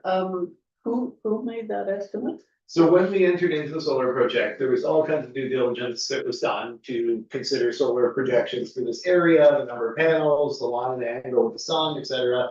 And there were studies produced by area, they were commissioned by area, produced by other parties, I can't actually remember who did them. To define what the solar production should look like from our site. And then we now have a limited amount, a little bit over a year of actual data. So Lauren and Phil and I can access and look at the real-time production numbers and why they may have gone up or down and compare that to the weather. And so, you know, Ray is working now with consultants to kind of build out long-term projections for all of the facilities because we're going to the UARB and talking about how these are not a bad idea. And obviously, to be not a bad idea, they have to produce somewhere near the energy that we thought they would. And so we're just taking, like I said, this is the worst, in our view, the worst case scenario production year, because we don't want to inflate the value of this. So if it does better than this projection, for example, by the $50,000 area thinks it should, then the NSPI purchase in the budget will go down proportionally, right? So this is basically not a revenue from 230,000. It's a reduction in the expense to NSPI, who are the alternative provider of that energy. So that's how we've calculated it, is as a $230,000 reduction in the NSPI cost resulting from solar production, which is $50,000 more conservative than anything that the scientists who went into this said, but Ashley and I aren't scientists, we're coming at this from a financial approach, so we scale the numbers back. So that table that Ashley was speaking to, just to come back to that, it's not on the screen, Ashley, not the 200. Oh, sorry. But that table that we were speaking to is using 230, and I just really wanted to hit that because you won't see the 230 anywhere in the document, it's just a reduction in the NSPI purchase. And then on the opposite side of the balance sheet are Page the 76. venture and interest payments, obviously, and maintenance, which includes the insurance, which includes a sort of, you know, deductible or equivalent amount of maintenance work, and it includes the vegetation management. So sort of all in costs to operate the solar facility are estimated at $50,000. We didn't include in that when the PLTs occasionally have to go and unplug it and plug it back in. But that's not a huge expense, it's our existing PLTs just coming in. So yeah, ultimately, you can see that results in the solar garden being profitable to the tune of $10.56. But again, this is the worst possible production scenario. We're just trying to demonstrate that you still break even with NSPI in the worst possible production scenario.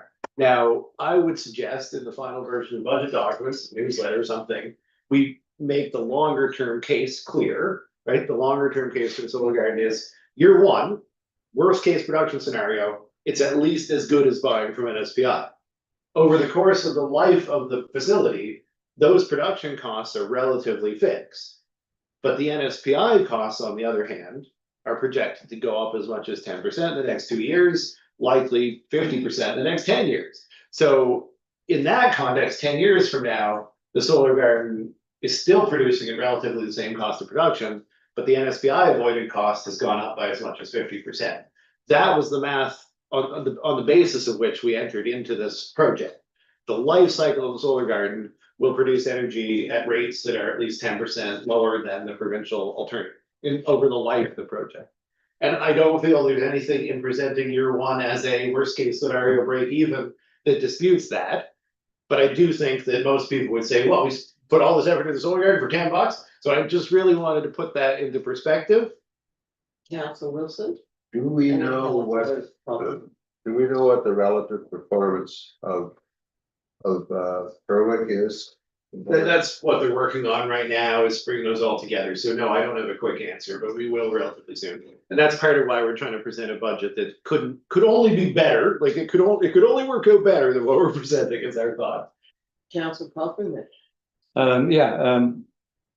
Because it's solar, is weather taken into account? Was the 280,000 based upon certain number of hours per year. Oh, yeah. Generating sunshine, and The province last year was a provides cloudy solar year, Yeah. shall we say? The province provides solar radiance studies that can average over years, so that, you know, some years be a little better, some years be a little bit worse, and there's I think, a 10% buffer. So the 280 should be very reflective of all of those real conditions.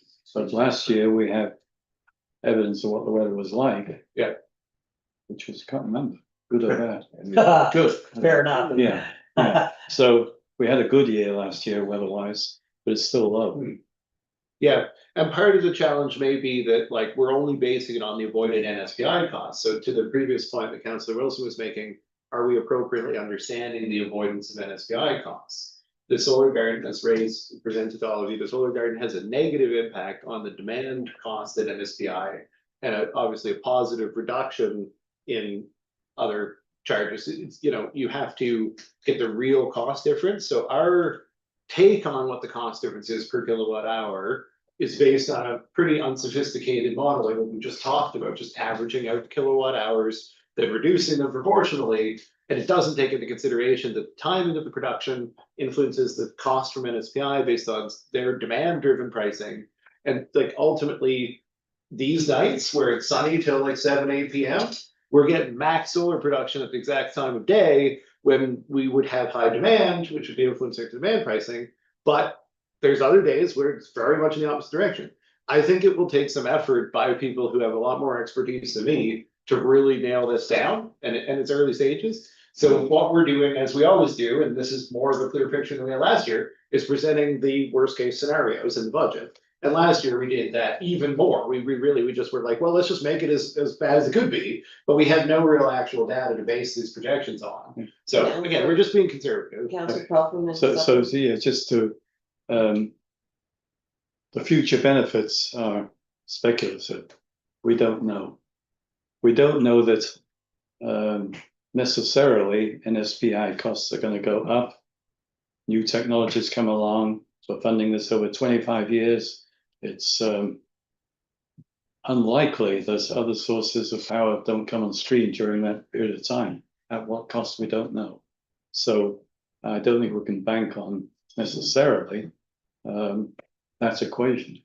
And I don't think you're really speaking to me with that so much as the public and the other members of the council, but I will Yes, say that we talked about this before investing, we yeah. did all have to do okay, so, you know, do you think the risk is that NSPI rates will come down? Like, has anyone ever experienced that? Could we possibly There's not. imagine that? And the feeling was there wasn't that much risk of NSPI giving away energy in the future, so probably not a real risk. But you're right, 25 years, we might discover cold fusion, and there may be governments that make that an equitably distributed resource. Neither thing seems super likely to me, but the council did have to weigh that. Councillor Feeney. So, variability of production's been a long-standing challenge even for the wind farms. So some years it has higher production than other years.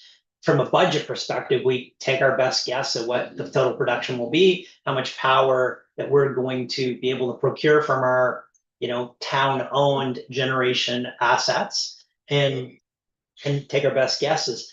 I guess the real question is that there's a real virtue to having optimized production through engineering and ongoing due diligence to make sure that we're squeezing the most amount of benefit out of the assets. I think as long, Dylan, as we're sure that we're not, we're never going to be satisfied, we're willing to invest in the engineering studies to make sure that all the assets are optimized. So if there's a tweak that needs to get made or whatever, fair enough. Because when we had 2 years ago, we had it wasn't very windy. When windmills didn't produce as much power as we thought they would produce. So we have higher NFPI, lower Ellerhouse procurement. So it's from a budget perspective, I think you're taking the right approach, take a conservative approach. The engineers will optimize the asset and will enjoy the volume that we expect it to enjoy from, and let's hope it's sunny every day. Yeah, I mean, Sunny and hot every day. Track downtime and stuff like that. So once we have a sense of annual downtime, we can have expectations of where it ought to be and make effort to keep it above a certain level and optimize production. So yeah, we're definitely in that process now. Councillor Crawford. Yeah, our allocated administrative costs of us included in this revenue comparison? So in terms of administration of the solar garden, I guess it isn't being tracked separately now that it's a utility asset. I mean, the idea is the utility has the same allocation of my time and Ashley's time. And so if we spend time on the solar garden versus we spend time on the other utility stuff, it's not being separately expressed here. So the cost cost benefit of this is reduced by the administrative costs. Yeah, I think it's a negligible amount, that, you know, like, that we're putting time into the solar garden. I mean, There's not. if you wanna do a 20-year scenario, 25-year scenario, there will be periods, years where there's procurement activities and things that will be higher, to average it out. But I don't think it's a like game-changing amount of money, it might be $5,000 averaged out over the entire life of the thing per year. So, yeah, give or take the 50,000, maybe in the life of it, maybe that could be 55, I guess. Okay, I just want us to be aware of the time, because there's a hard stop at noon. I think someone has to leave. And then we have some training, some like training, right? Yeah, On a little bit, security? please. Yes, so I want us to be aware though that we have our in-camera time. So No, it's good work. are we, I think Ashley's got a little bit more. A little bit. I also noticed that this is printing out weird, and it's kind of cutting off some of the titles, so it looks really good on mine, but, so I will fix that, because I did notice it in ours the is note. smaller than yours? Yeah, and it's cutting off some of the columns seem to have shifted when I press print, so we'll get that all sorted out, so I do recognize it's probably a little harder to read for you guys. So my apologies. We're going to discuss, on page 73 are the salaries, but we'll discuss that in closed session, so we'll move past that page. Page 74, so, as the CEO mentioned earlier, some of the expenses that are attributed to the utility are then paid back to the town. So the first line, shared cost overhead 38.8, that's a cost that we allocate back to the town every year on the electric side. The NJSP is straight from their budget, so that should be a solid number right there, 44,000. Again, that is the utilities part of the entire budget. And the other thing to note is regulatory expense of 20,000. We're not expected to go for a GRA this year, so it's just sort of the flow throughs and the little things that we sometimes have to do, but it's a good year for us because we don't have to do a GRA. So cost wise, awesome. You have no regulatory expense in the unaudited 24-25, and I know we had a little bit. Yeah, I'm wondering if the legal was put. Yeah, it was smart. It wasn't, it was really just a little. It was little, very small, but I'm wondering if it was put into a different line. I noticed that too. just- Okay, but again, yeah, it would have been fairly small regardless, and. And then 74 is the page that shows the solar garden debenture and principal payments, which have moved over from town general. They were in town general previous. Well, I guess we never actually had to pay them yet, but we thought they were being charged for previous. Okay, so we're showing at the very end on page 75, we're showing utility surplus of 26,000. And are there any questions? Pretty much all. We'll say where the capital includes the $48,000 above as that's capital expense. So Mhm. $48,000 capital out of revenue resulting in 26,700 surplus. So capital. out of- Counselor Wilson? Thank you. The difference between the 2024 budget of a deficit of 140 and an unaudited surplus of 184. Chunk of that I assume is money, or is it the money from solar? Or what's the difference? No, not in the unaudited. No, we're gonna put a lot of the town in that year. Yeah, Well, I guess there is one difference, which is that, like, again, based on our understanding of the solar, we had budgeted for $280,000 to go from the utility to town. But when we did all the math, it was only 212. Yeah. So right now, the town's only making 212 on that as opposed to 280. Yeah. Okay. And like, that could be wrong. Ultimately, this is the only year when it won't just accrue to the utilities, so even if we're wrong, it doesn't matter. So in this case, we're kind of locking it in and saying, well, the town's only gonna get 212 in revenue. And that's the only year in which that would ever happen, so maybe we don't have the ability to true that up any better, it's gonna be 212, because that's what the actual looks like to us. Yeah, so that's a $70,000 change Yeah, there. and I think the rest of it is just if you kind of go through the budget and look, there's just some incremental $1,000 here and. Councillor Wilson? So the other question is, when we say we think we did $112,000 of solar, why wouldn't we know exactly? So we know exactly how much it produced, and the challenge is how much NSPI cost would that equate to? And that was my point, that demand charges complicate that scenario, because NSPI is not a fixed rate. So what we did was what we talked about earlier, we just took the NSPI rate as if it was a kilowatt hour, but it's not. Thank you. Councillor Copeland? Yeah, so keep coming back on this particular one, but on page 76, it shows savings of $230,000. I mentioned about the administration costs, which you say are not included, nominal, but on page 73, the executive salaries and accounting salaries are about 200,000, which is not far off the savings. Yeah, I mean, I'm looking apples and oranges the here. point was that the percent of that staff cost that is related to the solar garden operation is incredibly minimal. Like, none of the finance staff spend any time on the solar garden operation. The only staff time that is spent on the solar garden operation is a small amount from Ashley and I. And then obviously the PLTs, because turning on and off, that kind of thing, but yeah, so none of that finance staff time would be applicable to the solar. Yeah, garden. that's more Okay. the utility as a whole. and- Okay. Yeah, like I said, most Very fractional. billing, Okay. accounts payable. Yeah, Okay. exactly. Yeah, it's a good Okay. question though. Actually, Councillor as Feeney? you spoke about with the water utility, where we take a direct charge, almost an expense, which is our way to fund the appreciation or the reserve budget. Do we do something similar for the electrical utility? Like, is there do you have an associated line item expense that funds reserves within the utility, or does that have to come just from the surpluses? Operating surpluses that would be created? Yeah, We're gonna map back around the status of this- funds now, yeah. so this is great timing, because the status of funds actually shows this, and it's one of the things I wanted to highlight on the status of funds. So can we go back to page 5? Fine, that's fine. So you know how we talked about on page 5, the relationship between the water utility operating fund and the water utility depreciation reserve, and the fact that effectively they're one account and that has a balance projected at the end of the year of 200,000.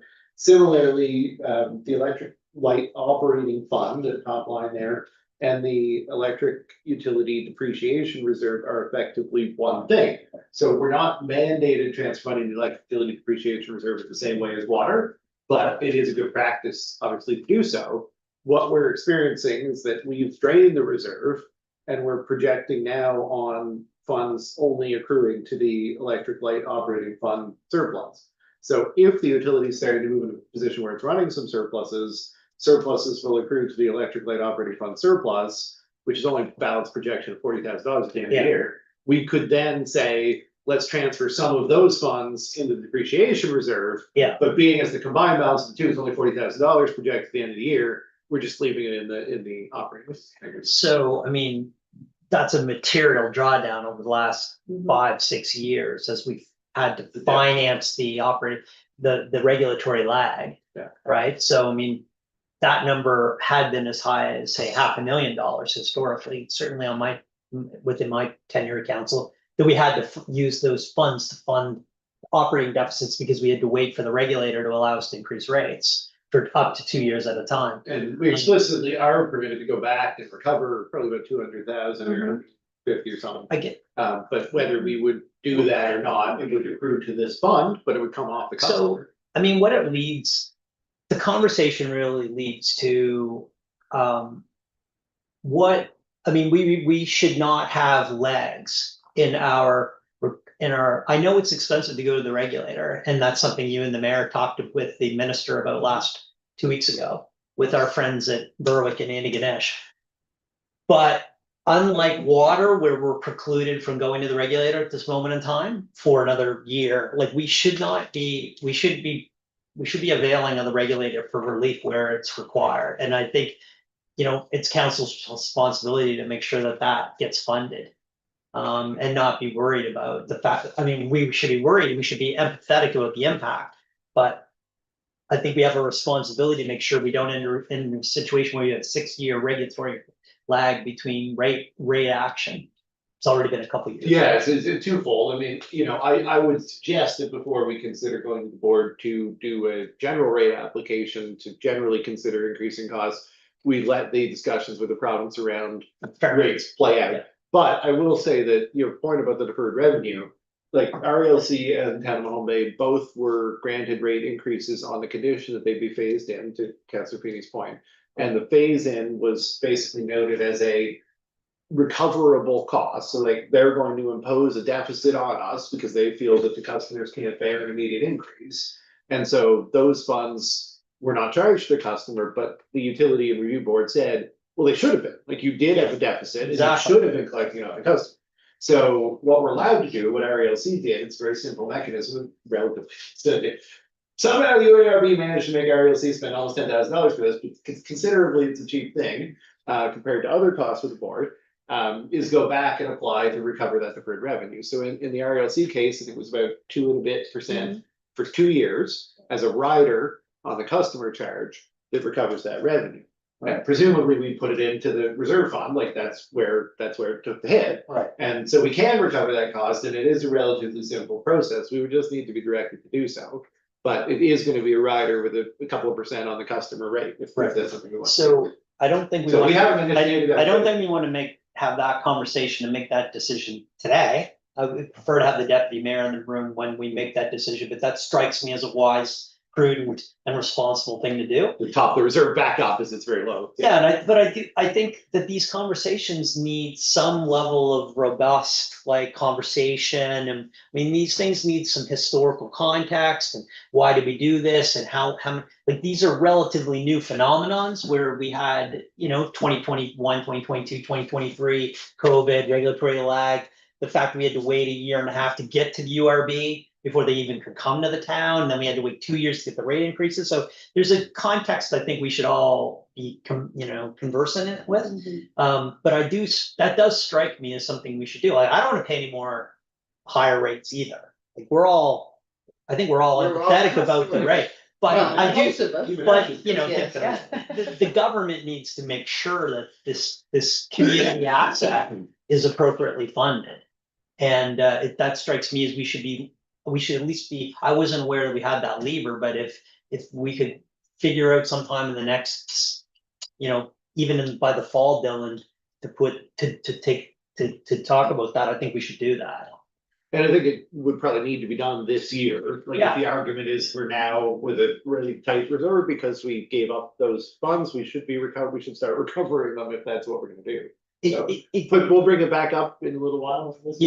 I mean, if I can hear Councillor Tyra say, communication, like this theme about communication, like the reality is that there was a subsidization of power customers during the smoothing in process.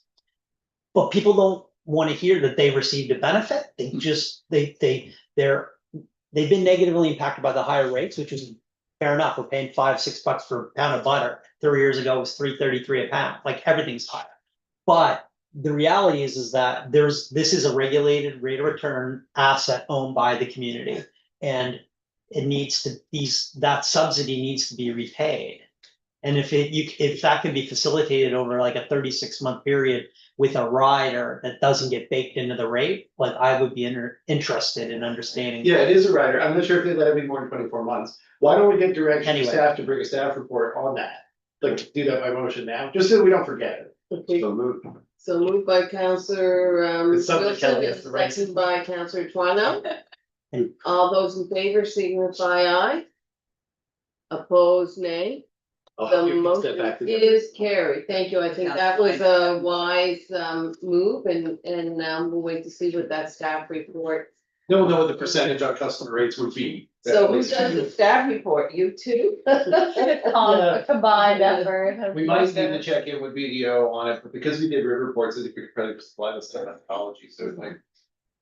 Often Riverport, who pays the highest regulatory burden, also ends up going first out of necessity because they have the most limited pockets. And as a result, they have sometimes kind of broken the ice for the rest of it. We'll be able to follow in that path because we just did it for them a few months ago. Yep, been there, done that, so. Okay. Any more questions? So that's electrical operating, and then I might suggest a quick break. before we Okay. Talk about. Yes, yeah, Mhm. okay. Quick check. Only for that, that, I wanna talk fast. All right. We will take a small break and we will come. And when are we going into closed session? Well, I had said I was hoping for a half hour for the capital, so half hour after we return, we'll hopefully Okay, get. okay, okay. I just wanna be sure. Okay.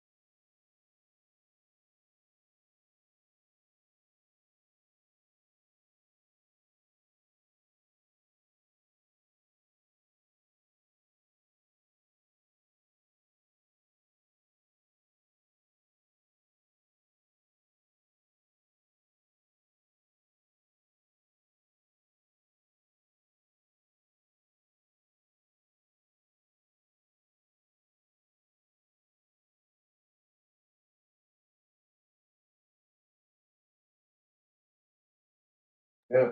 Okay, okay, welcome back. No. No, welcome back, and I'll hand it over to our financial manager again. Hi, well, thank you. Unless there are any other questions on the operating side, I am going to punt it over to the CAO for the set.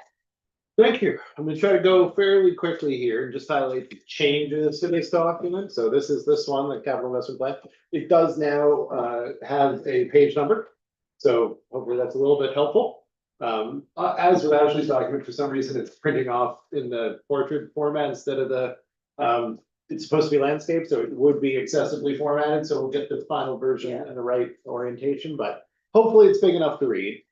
So on page 001, because the numbering on the PDF required to 3 digits. Yes, it's assuming that in the end, the budget will be 3 digits long, which it will be.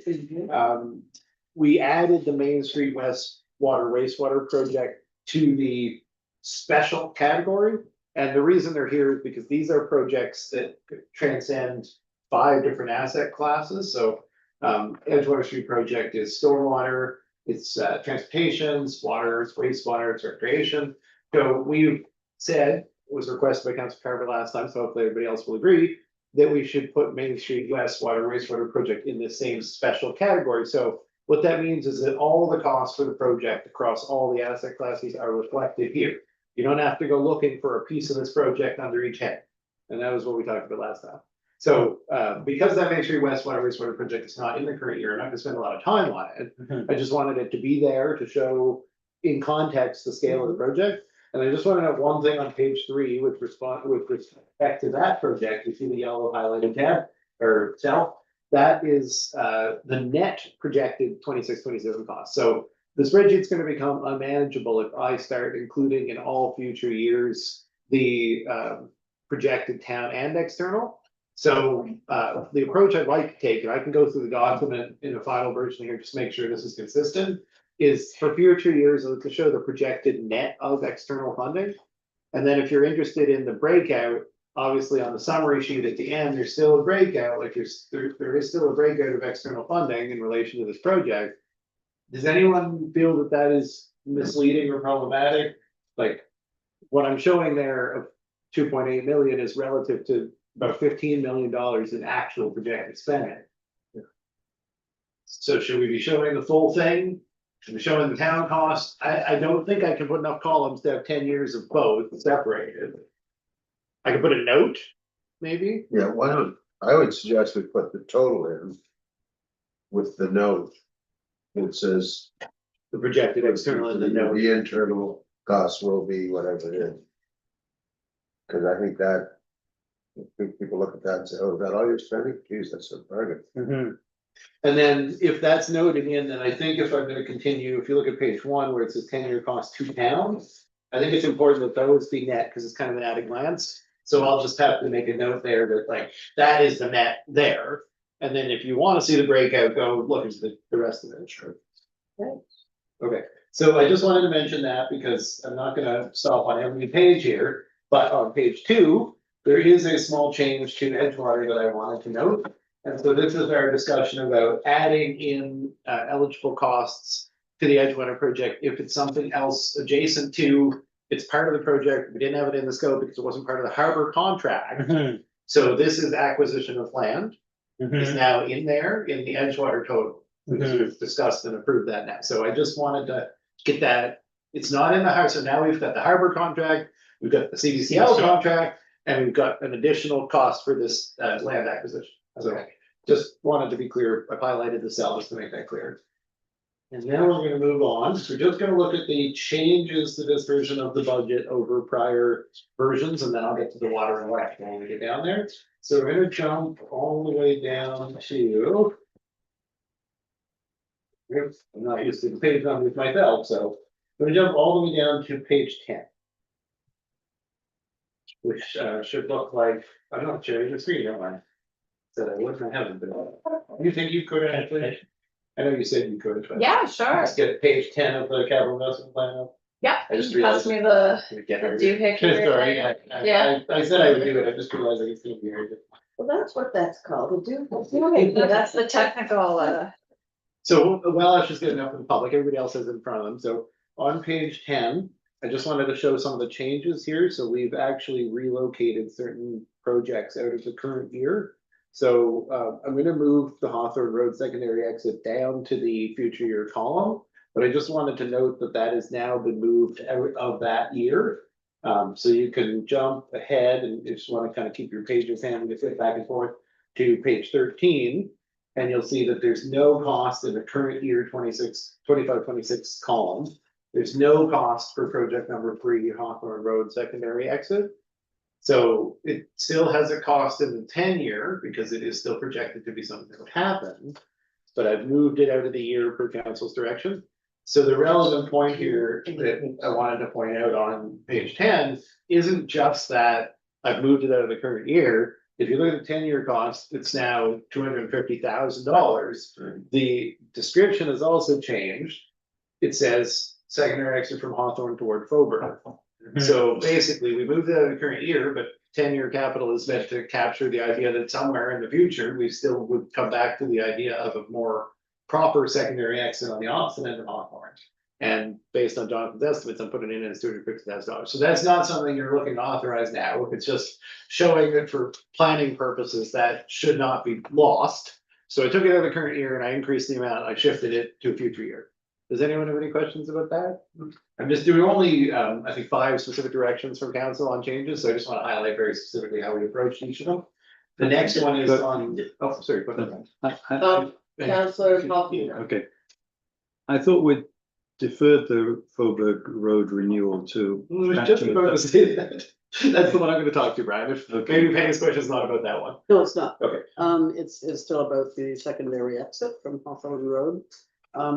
What, do we have a sense of what year that might be done? Yeah, well, so I mean, I've just put it just tentatively for the sake of having it in the document. If you go to page 16, I put it in 27-28, which sort of presumes that we'll take time to figure it out, get permissions, deal with property owners, whatever, and then, yeah.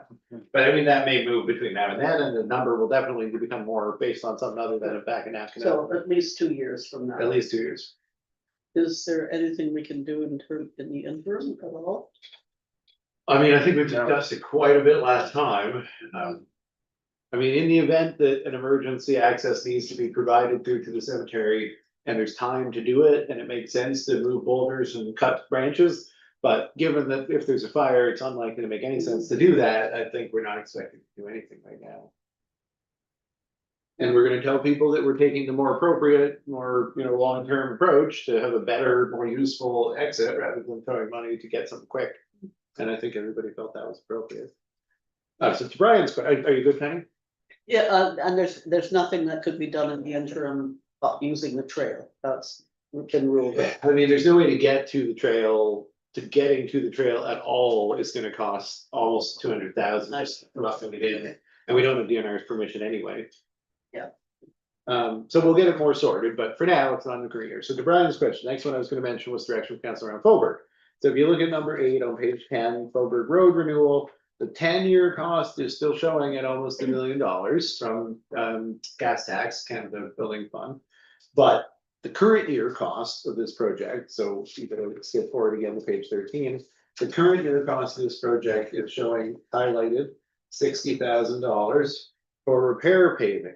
So I just have to talk about this. So this is an option, you guys can decide, but I went back and talked to Jonathan, we've taken out the, we pushed into future years, I should say, the proposed full repaving, milling, crowning work, and the associated sidewalk between Pleasant and Main on Faubourg. We pushed that in future years, but I did get asked, and I certainly wanted to go back and talk to Jonathan about, the condition. If anyone has the opportunity to go drive, if you haven't driven it, is really our worst street in town. Like, it's very deplorable right now.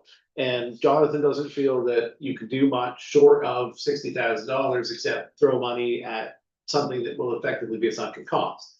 But for $60,000, he does believe that we could recrown and do a minimal amount of work that wouldn't be wasted when it came around to repaving it subsequently a couple of years later. So, knocking the total proposed cost that was going to be in this year down from 278,000 down to 60 That's a big change. The 60 is still the minimum that Jonathan would like to see spent on fixing up that section of Faubourg this year.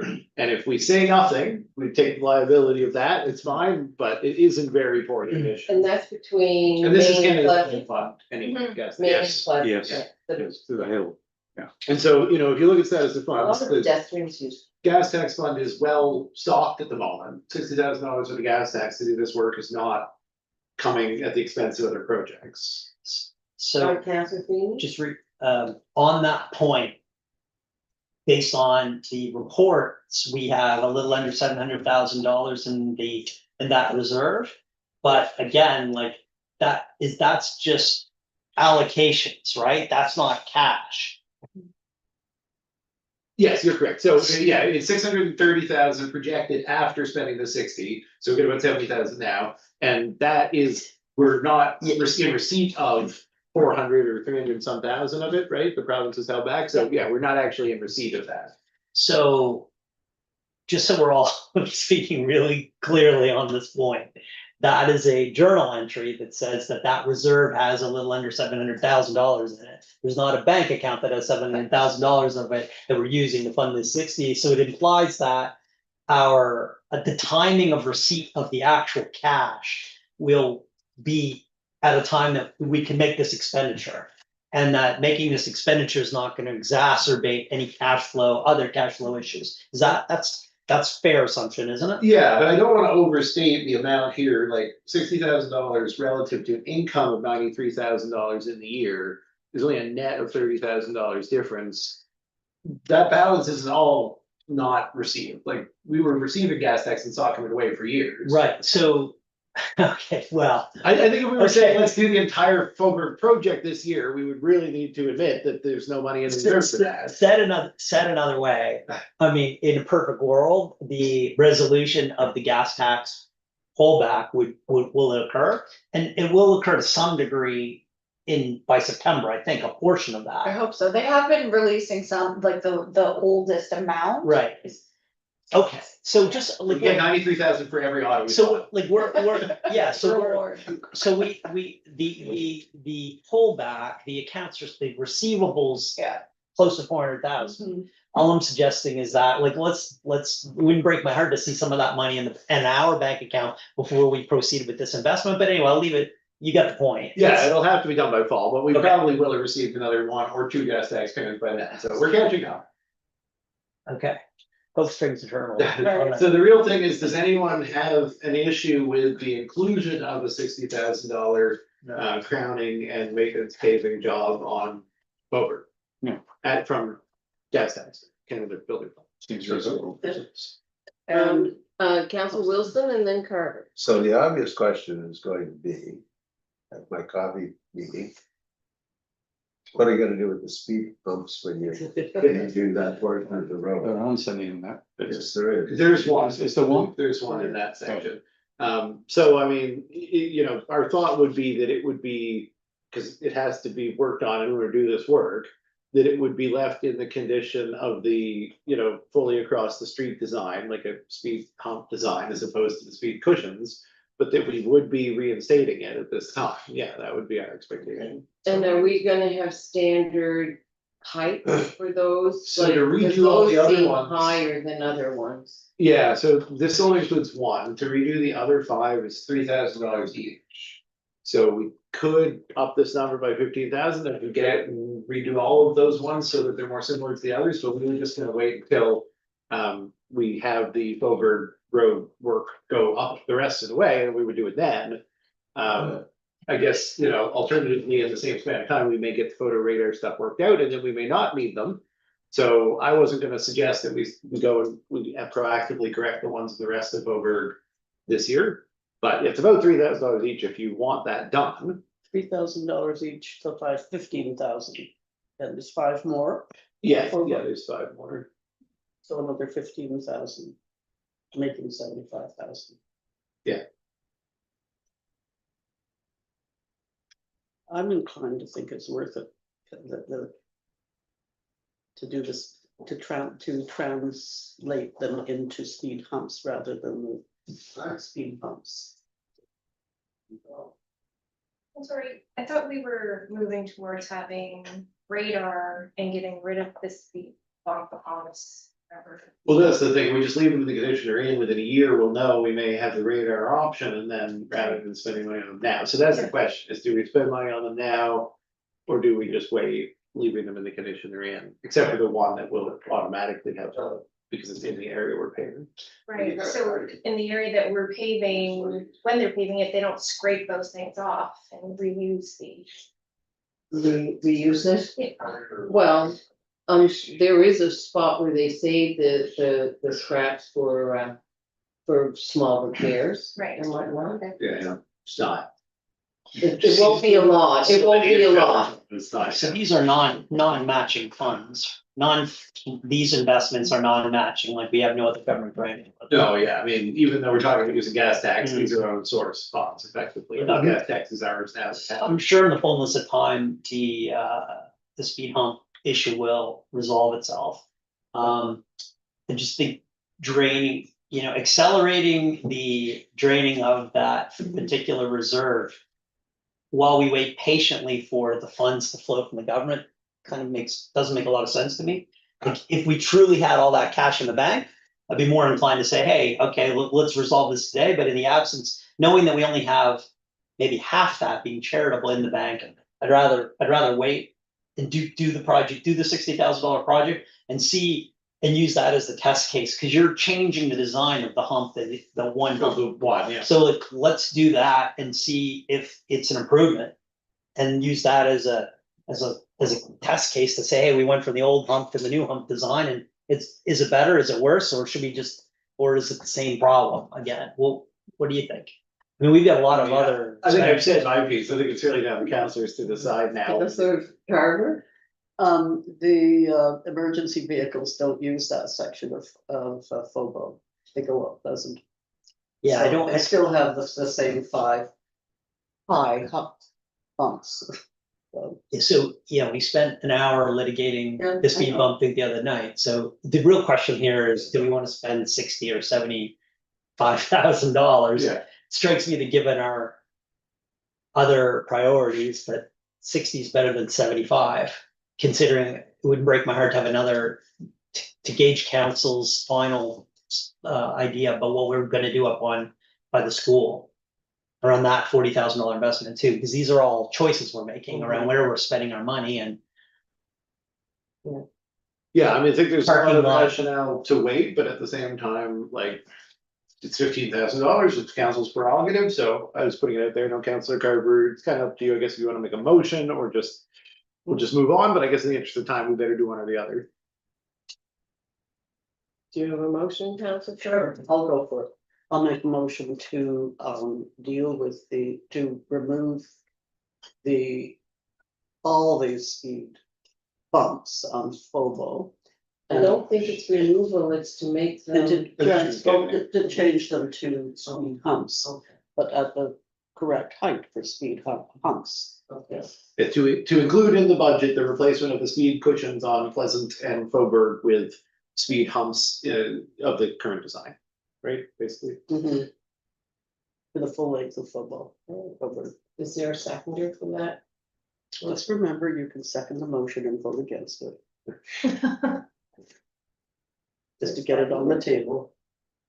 Okay, I'll second that. Okay, Councillor Twano has seconded the motion. Discussion? so did we not have a conversation for 90 minutes on this subject on Monday night?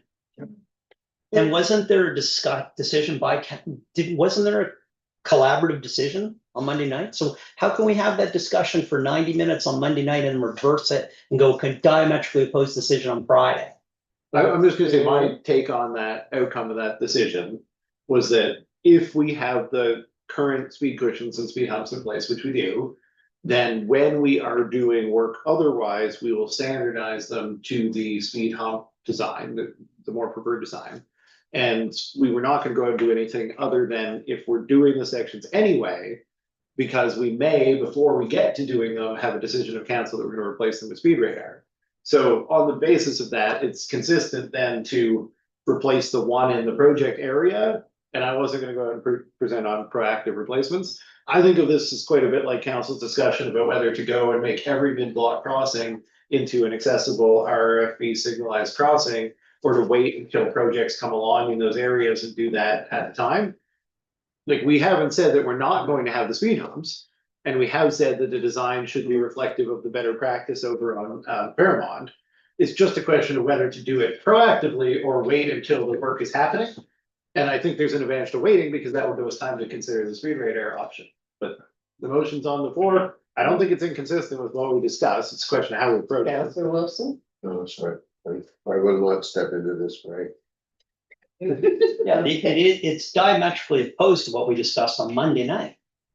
So if we're not going, if we're gonna start taking the policy and strategy decision, conversations and not taking advice from that, I do really wonder about what the virtue of those meetings are. So, I mean, to be fair, I just laid out from my perspective what we talked about on Monday, and all you've said is that it's diametrically opposed to your understanding, but I can't follow what your understanding. My understanding for Monday night was that we, until some of these other legislative changes happened, we were gonna live with the status quo. In the fullness of time, meaning legislative relief, traffic cameras, and probably something would stretch into maybe, in my mind, the next year until this legislative relief occurred from the provincial government. We were gonna live with the status quo. I do take your point, if we're doing road work, let's optimize the speed bumps based on the best version of the speed bump design. Fair enough, like, good idea. But as far as taking that and saying, well, now we're removing all the speed bumps, like, I thought we just had this conversation Monday night and said that wasn't what we were gonna do. There's a motion on the floor with, which may or may not, succeed. But I think there is value in having consistency up the full length of FOBO in the interim until there is a different solution. This isn't a motion to remove them. I hope that we're all on the same page about what. Isn't that the motion? No, the motion is to standardize them. Replace. Yeah. Remove the cushions, replace with humps matching the other humps. Okay, well. I'm not defending this the is motion, gonna- I just think This we is should- gonna be Brian's We should mind have the explosive. consistent understanding what's on the We've table. got two worlds.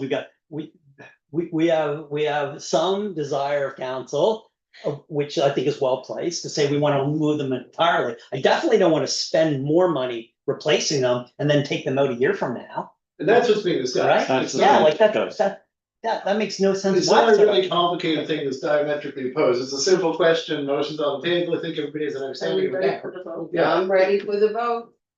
Finished with the discussion?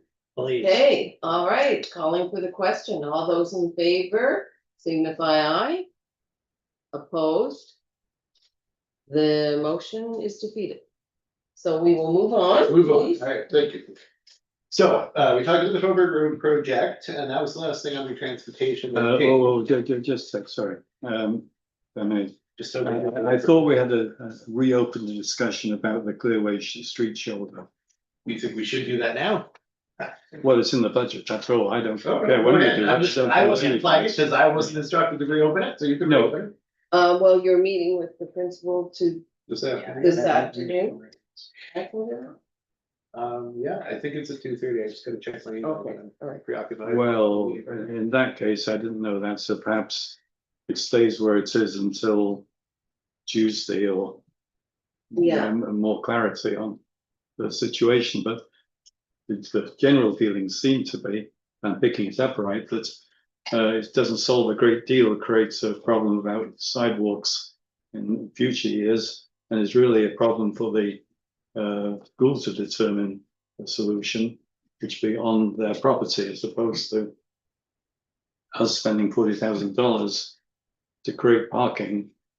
Where You're looking at me, but obviously I I know, can't no, speak to whether that's I- council's I- opinion. I just know I haven't been directed to make any changes. I usually get a reply that this way, that's what I stand kind of this. Of course, yeah, go to, so we had a nice presentation from the representatives of the Home and School Association.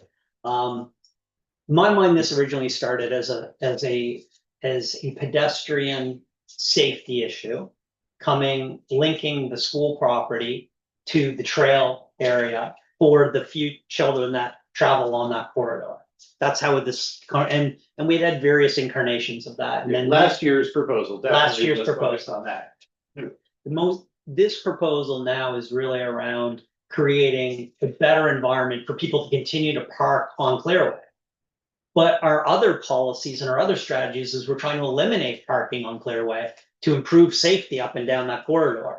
So they really do seem like at odds about the objective here, because by making this roadway better to park on Clearway, that's what we're gonna have. This strikes me now as more of a staff parking issue with the lack of parking. Everybody is in agreement that there's a lack of parking on the school property.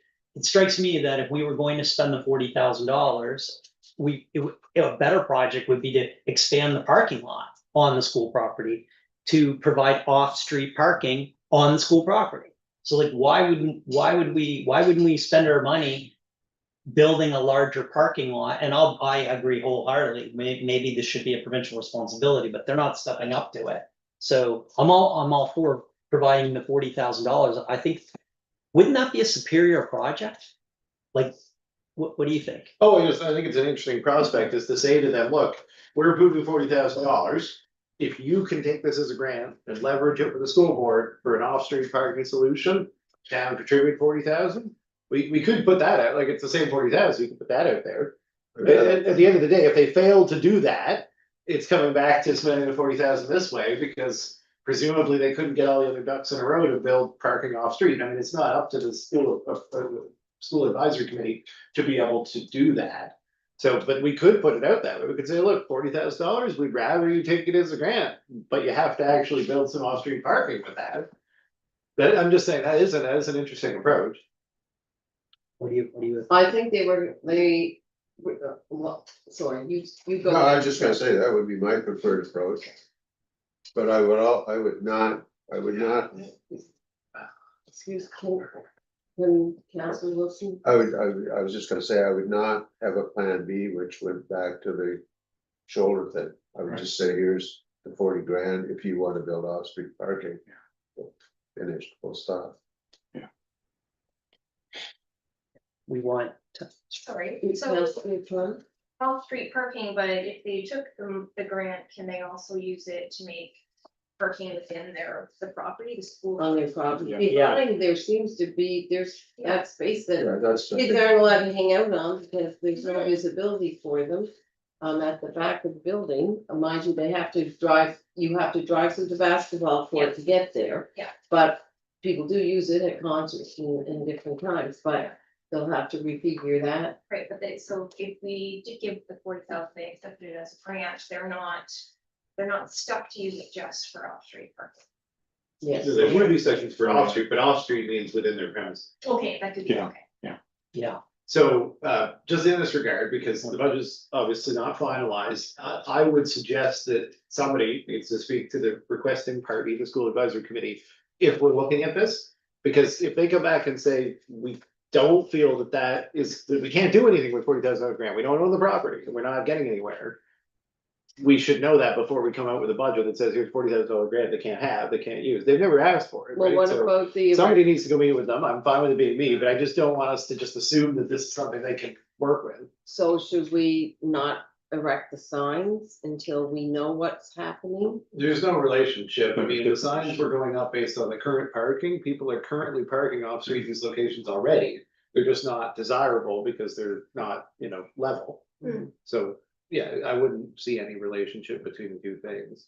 Well, if you're a parent picking up your child in pre-primary, who gets out like 15 minutes before the other kids, then you have to leave your parking space and then park again somewhere to pick up your other child. Like, the 15 minutes does not face the reality that parents face every time they go to that school to pick up and drop off their children. If someone is in their car with a kid and Al comes along, he's not gonna be picking them. Like, this is a common sense thing. If somebody's leaving their car there for hours, they're gonna get a ticket. That's the difference. Like, Al's not hovering there every day looking for a parent to be away for 16 minutes. I mean, in practice, the 15 minutes is standardized time. What we're talking about is people who violate the concept of drop-off parking. If you're there to pick up a drop off, you're not gonna get a ticket. If you're there parking and walking away from your car for a whole day, you're gonna get a ticket. That's the point. Okay, so that will cut out their volunteerism from parents. It's a concern of mine, which they're low on volunteers as it is, especially since COVID. But there'll be no parking for volunteers. I mean, I drive it every day and there isn't room to park on the sidewalk there. So every person who parks there pushes traffic across the center line and creates the risk of a collision in a school zone.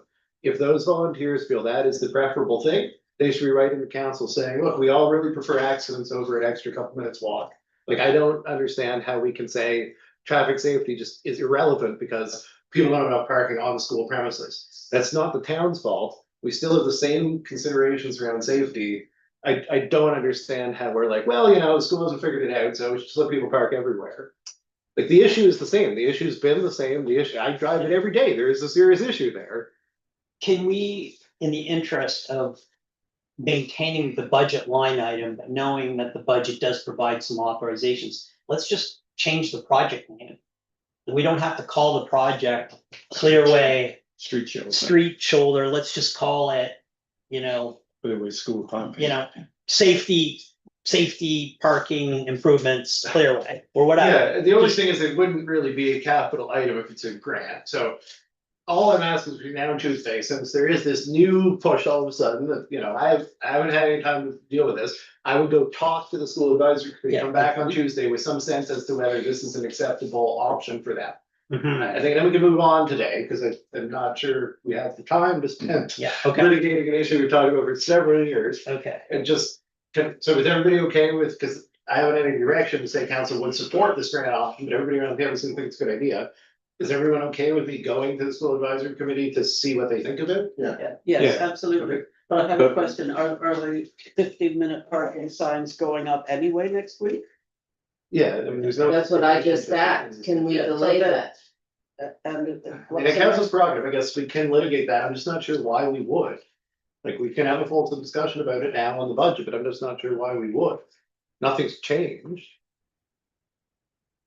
No, if they can go up. Reasons mentioned.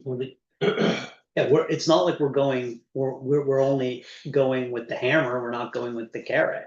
The carrot is, we're gonna solve your off-street parking problem, your It's parking not, problem. it's also not a Yeah. hammer.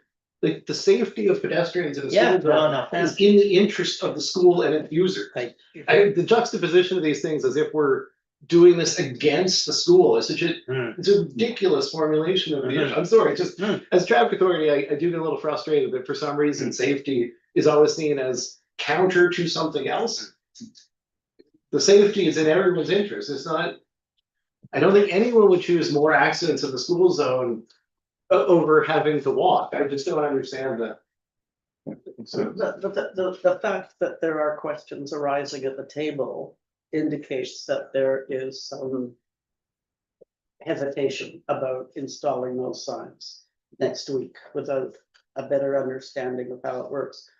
You're talking about the traffic, the safety there. I mean, 15-minute parking, cars up beside the sidewalk still creates that. I would much rather sign it as no parking. That was the original recommendation. There shouldn't be parking. There was never meant to be parking there. When the street was designed for the school, there was never meant to be parking there. We're talking about a stretch of road from Main Street up to where the entrance way into the. Along the sidewalk. And has that always been posted, not posted as no parking? No, because it was presumed by the town. I assumed that the school would build sufficient parking. Only the other side of the The- road is no. The increasing demand for parking at the school is creating a flow onto the street, which is resulting in the need to put up signs So, to indicate something that was common sense before and now needs to be regulated. It's always, they've always parked. My kids started the first year of school and every day there was parking on that street. So that was in 2000. there is parking on the street because there's not sufficient off-street parking. Yes, But from a traffic authority and public safety perspective, in a perfect world, we prefer to have no parking along Clearway along the sidewalk. Aspirationally. And when So all we're saying is our for the school, we Right. did so with the understanding that there was no road Our- width for parking. Our compromise at this point is to say, we are moving to temporary parking, 15-minute intervals. We are prepared to financially backstop a long-term solution for your parking problem to the tune of $40,000. Are you interested? Are you interested? But I mean, I think those are separate, distinct issues. I'm totally comfortable with the 15-minute parking. I know that may cause the principal grief with his staff because of this parking problem, but at least we're making this decision in May. So we do have until school starts in September if they want to take advantage of the offer.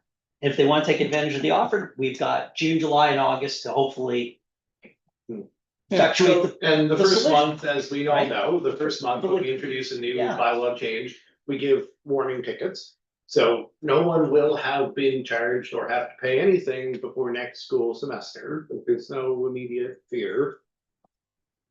May I have one more Yeah, try at yeah. understanding the rationale for the 15-minute parking. To date, there has been no restriction on parking other than common sense on that stretch of Clearway. Is that correct? Yes, that's correct. Common sense prevailed. Which is typical around town. Whatever common sense means to different people, I don't know. I think the CAO mentioned that the safety issue is created because when cars are parked beside the sidewalk on that side, it forces traffic across the yellow line, the center line, creating a safety risk for collisions, etc. This short-term parking is not going to solve that problem. There's still going to be cars there creating that same risk. It's gonna And even minimize creating it. more risk because there will be cars moving in and out more often. So I simply do not understand the rationale for implementing the interim or the short-term parking there next week. Okay. I think, are we gonna do a vote? Well, I'd like Or- to speak to this. I don't Oh, understand the okay, procedure well- now following where things get brought up and aren't on the agenda and then we make votes on them. Yeah, but this is the council debate. You just told us that it was our decision, so. Okay, but I'm still entitled to This- speak if we're having a debate, so. I need to respond to the point that was made that there's no difference between 15 minutes and 24 hours. There's a substantial difference. You can do the math, 15 minutes is 15 minutes. An indefinite amount of time is a lot longer than that. If you have a chance of encountering a collision, it's reduced by having less time spent with people parking in that area. Yes, it's not perfect. I would have preferred to have no parking along the sidewalk. This is a compromise because of the school's lack of off-street parking. Yes. And yes, council can make any decision they want, but you're not supposed to make them without hearing from staff. We Yes, have a and proper we have process on heard, this. we have heard, so. This isn't even on the agenda. We haven't. So so we have had a number of reports. There are a number of Yeah. engineering studies. We had the Blue Route group come in. There was a whole bunch of safety improvement designs that we've been implementing over 5 years. But it's always been implicit that in a perfect world, there'd be no parking on Clearway. The only reason there's parking on Clearway tolerated is because of the lack of parking on school property, which should be financed entirely by the province. Fair enough. All I'm suggesting is that the idea that the our compromise, which is only being done in the interest of public safety and children's pedestrian safety, is going to cause the principal angst because of the 15-minute delay is like, oh, fair enough, we're here to help. $40,000 to help you on your parking lot. This strikes me as like a pretty great news story. Like I would rather have a superior, anyway, I think we played it out, but I don't think there's any, I don't even think it's in order for us to debate the traffic authority decision around the public safety issue, which has been well litigated and a decision's been made. That'd be like saying, we're gonna have a council vote to eliminate the sidewalk across the street between Bill's store and the Sadie's. Like council doesn't weigh in on eliminating sidewalks or eliminating crosswalks or or like, the policy is we want improved public safety, period. Like, we're not gonna be adjudicating these individual decisions, are we? And at least procedurally, if I can say, council would typically ask for a report from traffic authority. And then with that on the public record, so that my objections are noted, decide to do something different. And to the mayor's point, yeah, you can do that, but you can't do that without articulating that the traffic authority has recommended you do something different. So the process should be, if you're considering making a substantial change like that, request the staff report on it. And on the basis of that, if you want to overturn that recommendation, go ahead. But I'm liable as a town traffic authority and should be making these recommendations on the record. So that's where I put my foot down, is just that as the traffic authority, I do feel that council needs to understand that there's an on the record recommendation and that you're not following it. That is your decision, but it should be on the record. Since this wasn't even on the agenda today, I don't really feel that meets that definition. And I've had my recommendations overruled, right? Like, you guys have done that, but I still deserve to put them on the record. Councillor We have a Buckland? current decision, do we not, to install 15-minute signs? Yeah, decision's been made. That decision's been made. I think we'll live with that decision. Go with a $40,000 offer with no backstop of reversing it to be shoulder spent. That's it. Yeah, that's a superior solution to the one that we've been talking about.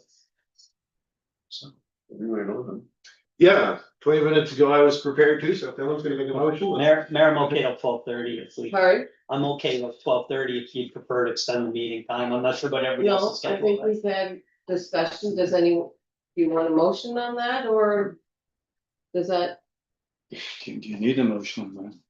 The only motion would be to change the plans that we currently have, so I think it's just No to clear motion. the air. If there's no motions, we can move Not for on. me. Okay. I'm gonna cut being none, page no 22. motion, okay? Okay, so moving along, page 22, community services and environmental development. The next directed change for council at the last meeting was with respect to the Bayview Cemetery fencing. So I haven't moved it down to page 22, the heading of community services and environmental development. I haven't moved it down to future year projects. I wanted you to see the changes first highlighted and then I'll move them down. So much like that last one. But if you go to page 23, you'll see that there's no current year in the 25-26 column, there's no current year for Bayview Cemetery fencing. And then if you were to flip to page 24, you'll see that it's in, I moved ahead that 15,000 highlighted to 26.7. So that was just careful correction. We'll get past the now approved stormwater improvement under the fence, and then we'll revisit the fence in next week. Any questions about that one? So what you're saying is that we're approving now for an item on 26, 27 budgets, is that right? No, the pages on 26, 27 through 23, 24 are long-term plans for context, but they're not approved until we get to the year in which we're approving them. So now you know that's expected next year, but then we'll have it in next year and you guys make a motion, say, let's not do it, or let's do it another time, and we'll do it the same as this year. Well, the reason I ask, and I don't want to get too far off track here, is that that fishing float thing that came up the other week, it was approved in the previous budget, previous council. It's been built, but it's being billed on this year's budget, Yeah, I mean, that's which just means because, it's taken the decision away from. well, the decision was This made, council. the project was tendered, the costs were confirmed, the contract was signed, and the fact that the costs weren't booked in that year doesn't really change any of that. The Well, only it thing does, is- because it's taking away the capacity of this year's council to determine that isn't something that they. You voting can on. cancel it midway through, but it's midway through, and it's midway through because it was approved The last check, year. the check was signed, Well, it was approved last year. yeah, So it was in last approved year's last budget. year's budget. It wasn't in his tenure last year, it was in current year last year. You're It's just just- saying because It's the in costs this are not year's showing, budget, haven't been it's in accepted. this year's budget. It's a project that did not get completed in a single fiscal year. But the project began last fiscal year, contract signed. Yeah, I understand all that. The 2024-2025 project that Yeah. is bleeding over into this year. Already been paid. Yeah, I mean, the final payments will be in this year, it started in last year, but you canceling it midway through is different from council not proceeding. It's like trying to cancel the pump, the fire truck.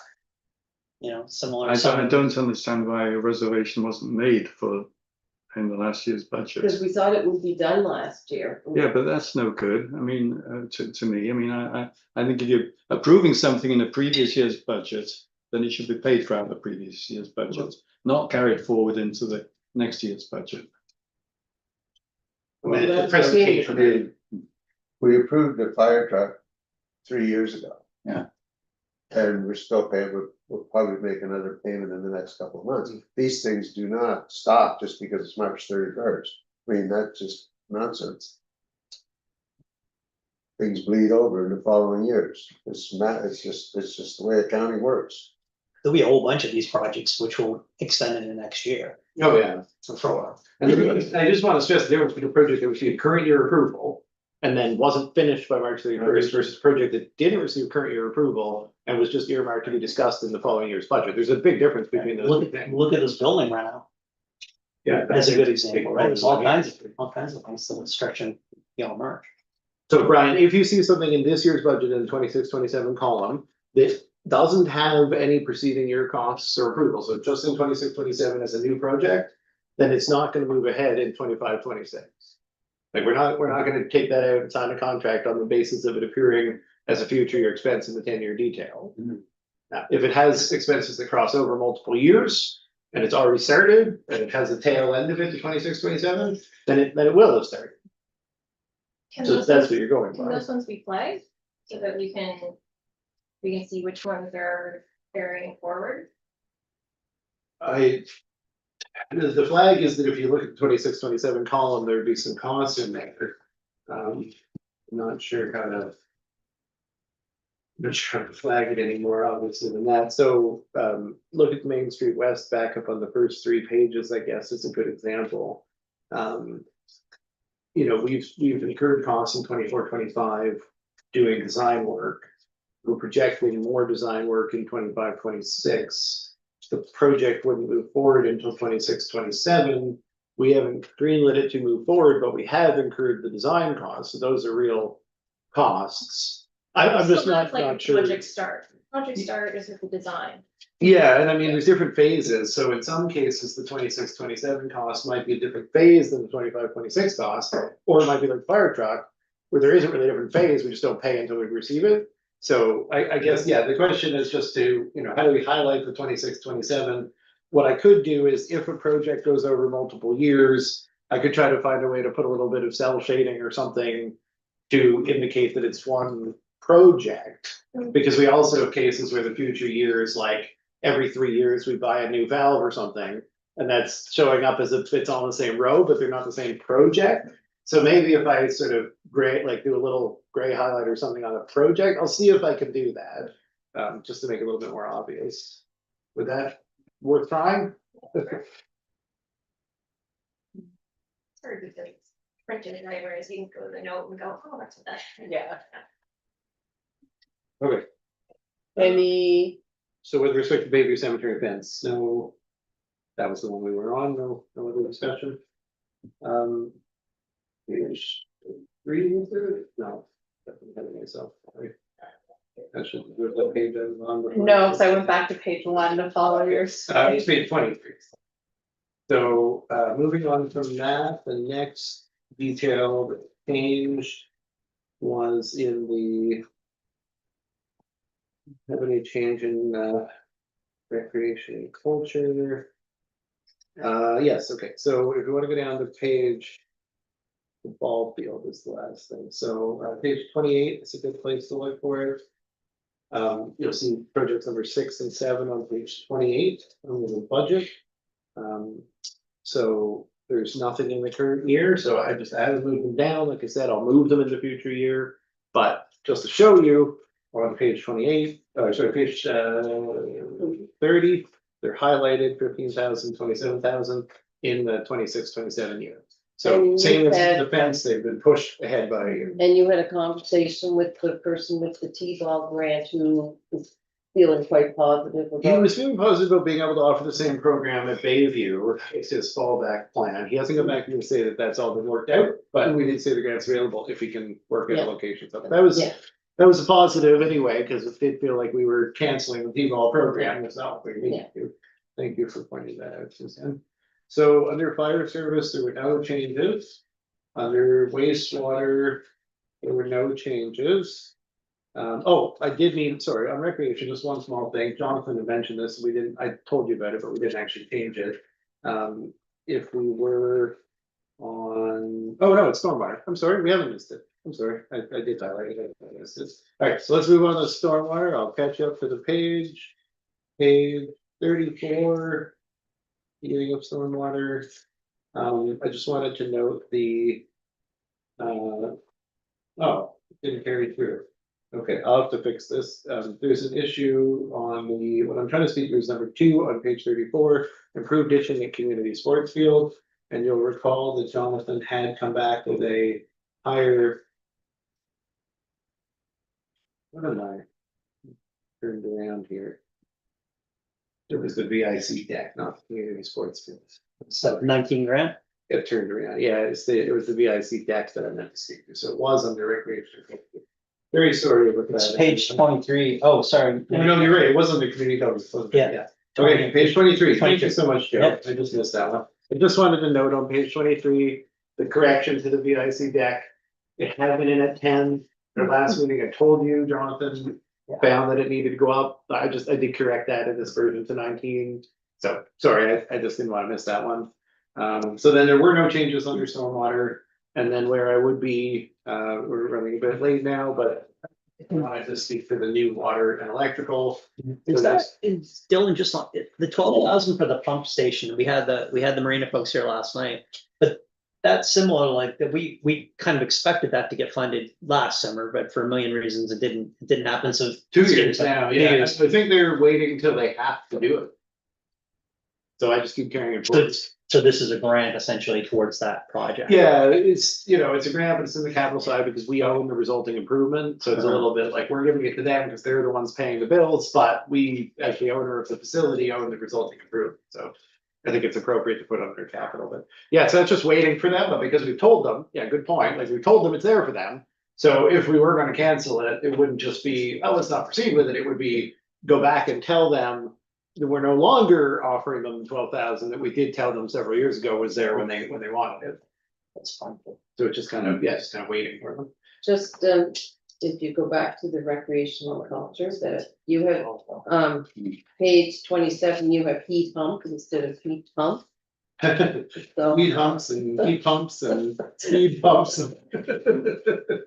Thank you. I'll try to catch that one. So page 41 for water.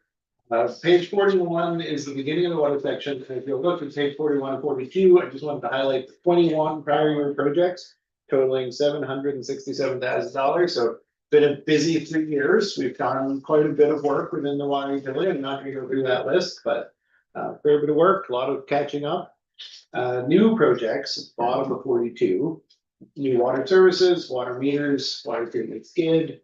Next page, structure repairs, hydrant replacement, cameras, gate valves, treatment tank, pump house, chemical pumps. Anybody can certainly raise any questions that you might have with respect to those projects. But I guess the main thing to highlight on those is on page 45, or wait, sorry. There's a slight issue with these last couple of printed, so just let me get to the correct note. Here's what I want to tell you. On page 47. Okay. So those new water projects on page 47, bottom of the page, starting with new water services. This is just showing the actual budget cost, but it's also significantly showing the source. And I just wanted to highlight the source column here. You're gonna keep seeing these two items, WUS and WDR. So it's water utility surplus funds, which is the water utility operating account or water utility depreciation reserve. And the reason for this, of why we end up putting water utility capital costs through the water utilities operating budget, as opposed to bringing it out of the depreciation reserve. So this results in larger deficits on the operating, is because of the eligibility of costs to be funded through depreciation.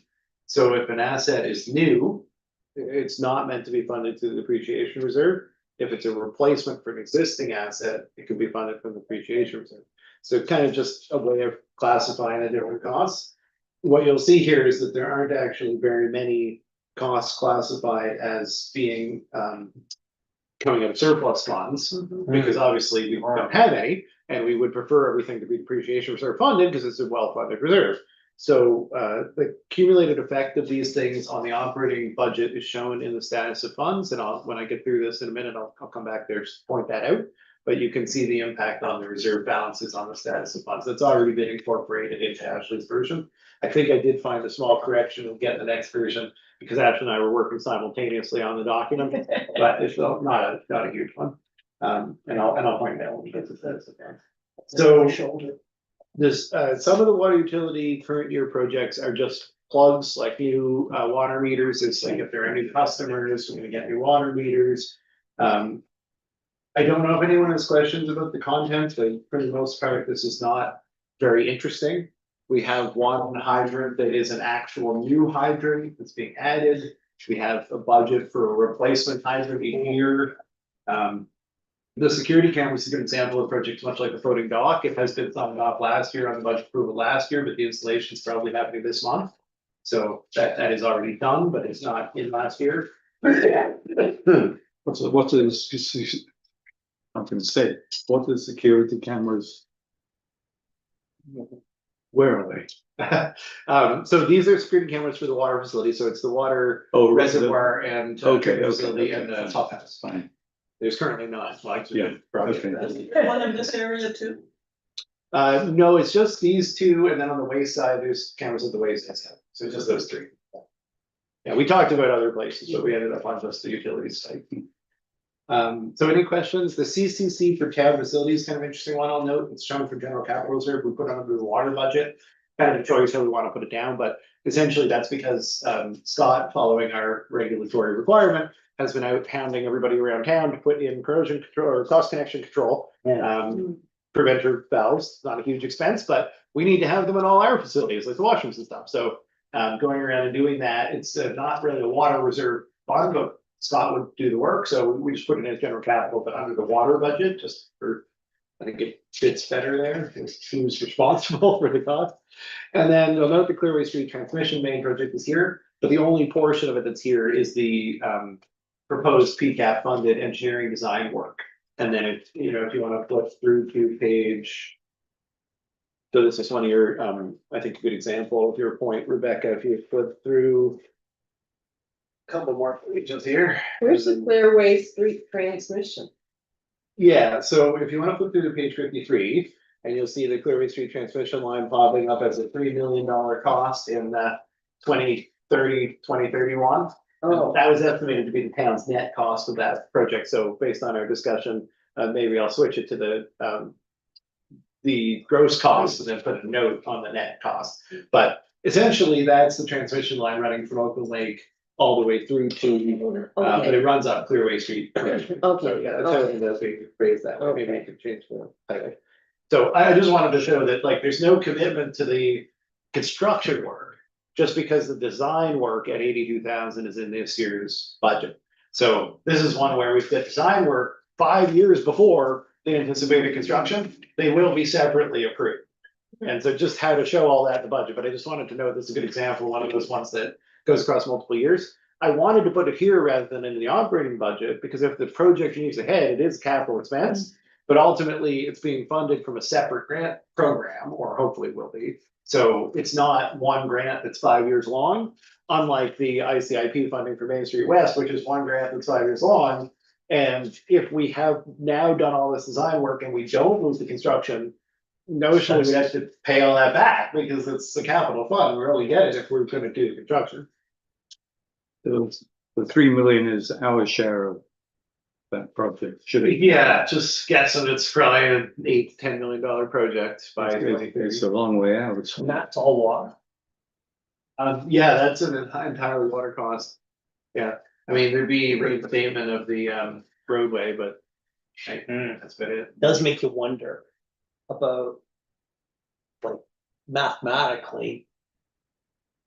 Yeah. Like that's 5 years worth of revenue. I mean, you know, part of why it's in 2030, other than it will take that long to secure provincial funding and federal funding, is that by 2030, we'll also have, you know, a larger population with much more definitive need for transmission. But, you know, Contributing to the cost. but, you know, not to dive back into the regulatory strategy on water, but it makes you wonder mathematically if we should move to like a Lunenburg option. Like just stop metering, just start They won't charging. let you do that. Yeah, I mean, if you get them meters now, but I don't think you could ever go to the board to take them out. Like, how could we ever load that much that much capital into the rate base?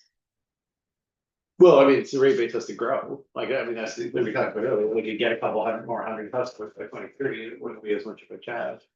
But, yeah, it's serious existential challenge, but it's not one that we're gonna really solve. No, let's So hope the alley yes, keeps the points on the water wall. utility budget, I guess I want to just know one little thing in the future year. So if you want to look at page two.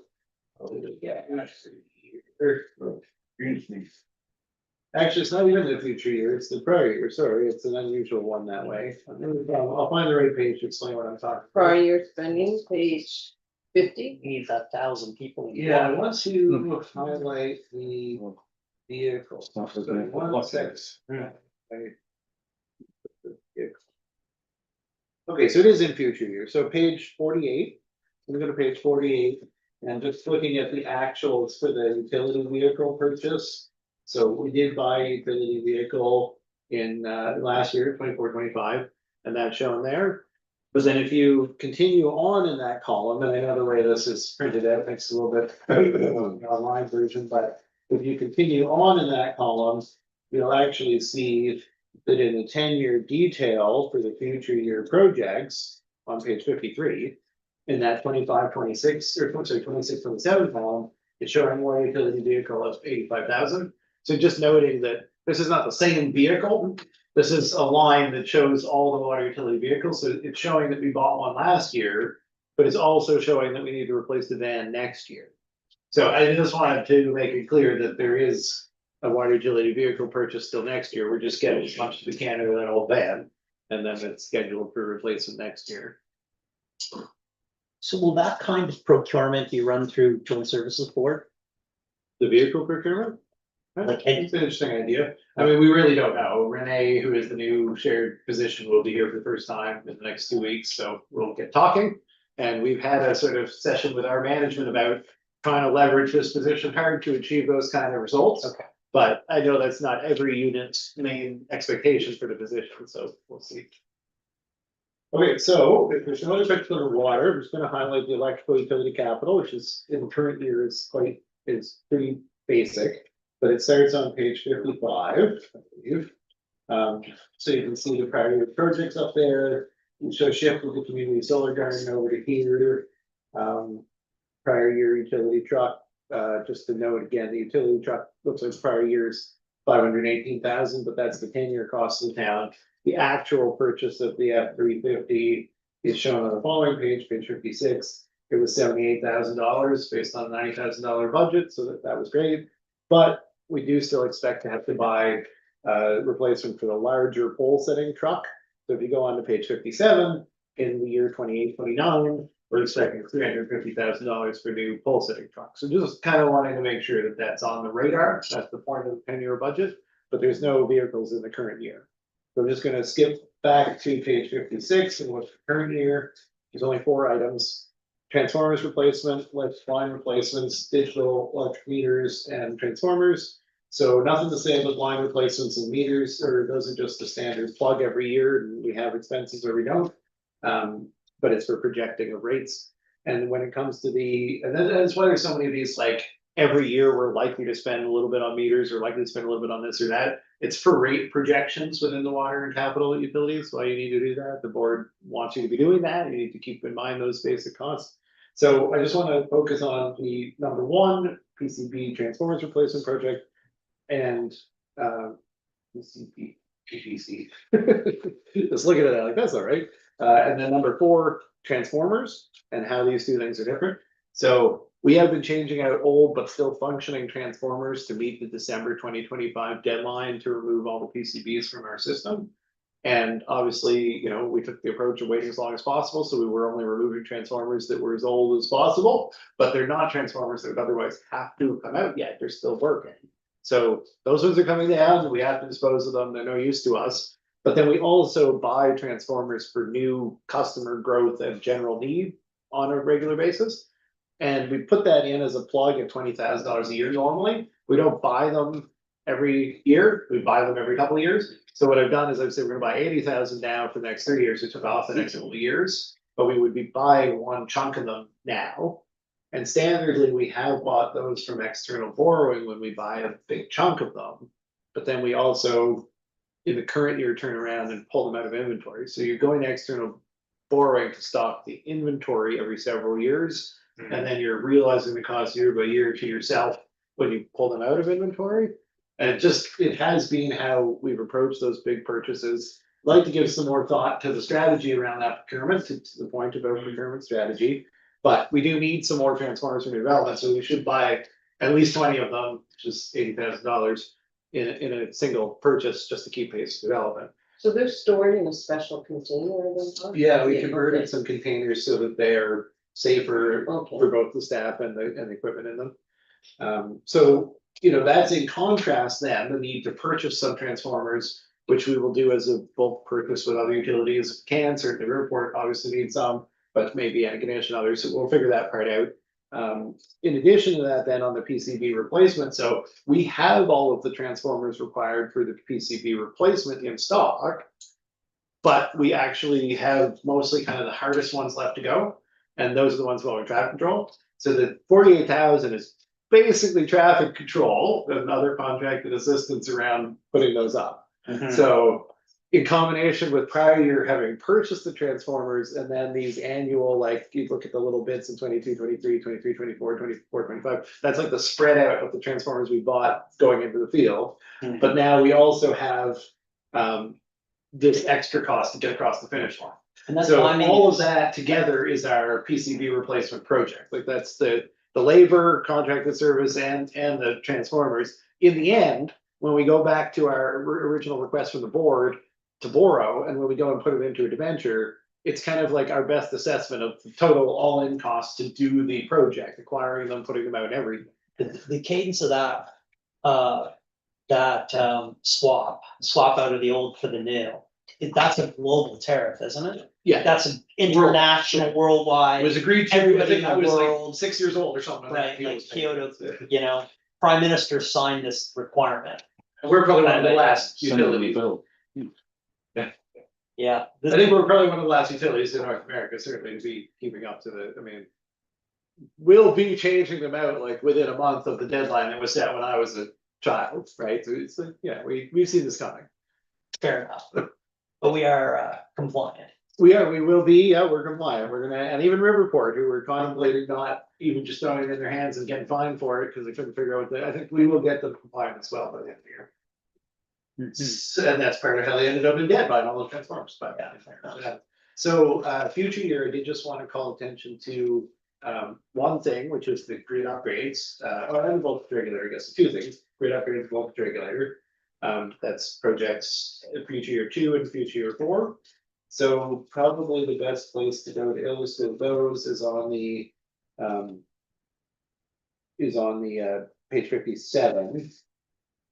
And so page 57, if you look at the voltage regulator, future year 2 and the 26, 27 column, you see that's highlighted.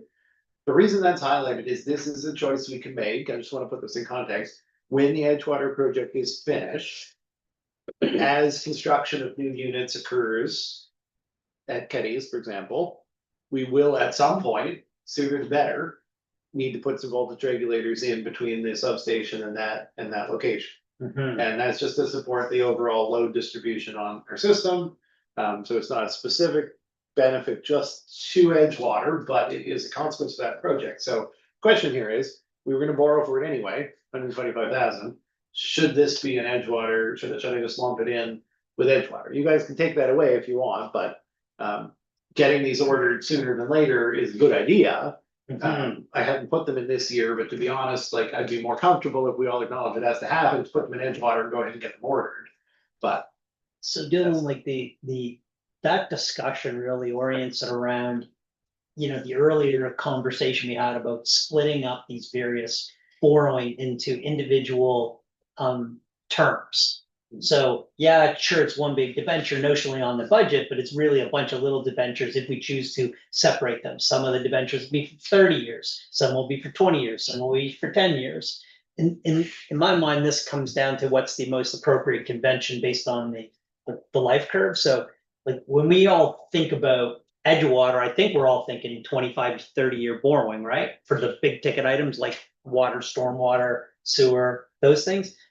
But I have no idea how long a transformer lasts, but actually, they're they good. last a long time. 30 years is reasonable, 25, Okay. 30 years is reasonable, yeah. So the voltage regulators being lumped in with Edgewater, all it would mean is that when we take Edgewater, we split the pie back up between the utilities.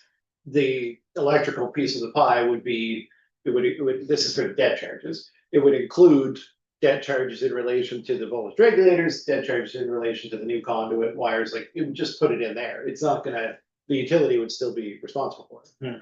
Yeah, my only question, Mayor, is, with all the dribs and drabs that we're dumping into the Edgewater project, are we going to be within the limits of our TBR ultimately? Yeah, it's a good question. Yeah, I mean, we put a little buffer because TBR is meant to be higher than the amount we eventually wanted to borrow, so as long as we stay within that, I would say it's reasonable, but. Where are we? Oh, well, right now, we're well within that, yes. Yeah, we had a pretty substantial, I think it was about $1.5 million buffer, and we only added 120,000 for the fire. Good. Yes, Council, yes, thank you. Council. The voltage regulators, are they required throughout the town or only along Edgewater with the new? They're required on long circuits. So right now we have voltage regulators on Kinburn Street for the western circuit. The western circuit is a long circuit that runs up to the nursing home. And particularly because there's substantial load at the far extent of the western circuit, that circuit needs voltage regulation. Similarly, there'll be this, well, any circuit either needs voltage regulators or doesn't, based on the load on it and how long it is. So if it's a relatively limited load and it's a short range, it may not need the voltage regulators, but a longer circuit does. So this new circuit that will run through the center of town, so it'll pick up load in the center of town and then out to Edgewater, that circuit needs voltage regulators. But that's to the benefit of the whole system because we're taking customers off of the existing circuits to better distribute the load. So it's helping everybody, but it is individually, two of our circuits currently seem to need them and two of the circuits are not seen as needing them right now. Okay, so that 125 is going to two circuits, including Edgewater. No, it's going to one circuit, but we already have them on the. Okay, right, okay. And then So there's two circuits for which they're not yet required. So the 125 is going completely to Edgewater. Well, it's a circuit that runs all the way from the substation to Edgewater. Yeah. But yes, yeah. Keep it simple for my, thank you. I just want, it's people on Orchard and like, there will be other customers on that. Right, yeah, I understand, but that's the argument for including it in the Edgewater project. Yeah, if it were not for the recircutization associated with the Edgewater project, it would not be necessary. Yeah, they definitely say that, it wouldn't be necessary. If we weren't bringing Edgewater. Council Feeney. Mayor, just a question around the rest of the meeting duration. So This is my last point, if we could just finish it. no, fair enough. Just if we were going to, there is some closed session items, some but only one of which I thought was time sensitive. One of Would it be okay to just confirm if I'm moving this to Edgewater and then go into closed? yeah, session? so I guess the point I'm making is like, I think I prepared to be here till 1 if we need to be, but if, I'm not sure. It's try not to be, it would be a lot easier to talk about it in closed session. I don't care, as long as we talk about it soon. Okay, because I just need to know if this 125 is going in Edgewater and then the very next step Yes. is going to close session. Is Yes. that, yes? Do you need a motion? Yes. It's just in the next draft. I don't think I need a motion because it's already in the budget in the same year and I'm just Yeah. moving it around. Yeah, okay, thank you. So, just before we move into closed session, I just want to highlight for everybody who wants to see the effect of all these changes. The last page of this document is their summary, and what it shows is, as a result of this budget, where all the funds coming from. So I highlighted all the ones that changed or were new. So the new ones that we've added here are the borrowing for water, the borrowing for electrical. We've changed the resulting impacts, all in a positive way, because council moved projects off to future years. We've changed the general capital reserve, changed the Canada Building Fund, changed the recreation reserve, all in a good direction. I will note the thing I said, but Ashton, I have a slide here at general capital reserve, and that comes down to the cross connection control program at 12,000 and $9,000 correction on the VIC. I think the status of fund sheet on page 5 of the operating will be $21,000 off from here, and we'll try to get that in the next version here. But that was just those two items I didn't consider when I was doing the update. And then water depreciation reserve, water surplus and electric surplus are new categories, again, added to this version. So if you want to look at those, you can see the impact of the spending on those reserves. And that maps, with the exception of $21,000, it seems to be an error, maps to page 5 of your operating budget, which is this document, the status of funds, right? And the purpose of status of funds is to show that net of all capital, all operating, everything else in the year, what was our beginning year balance for the reserves and funds, and what is our ending year balance for the reserves and funds? So if you want to look at that, we're starting the year with a projected negative 35,000 in the funds, and ending the year with a projected negative 333,000 in the It's funds. page 5 of the operating budget. And then if you look at the unaudited opening balance for all the reserves, it was at 2.43. And then it will be at 2.1.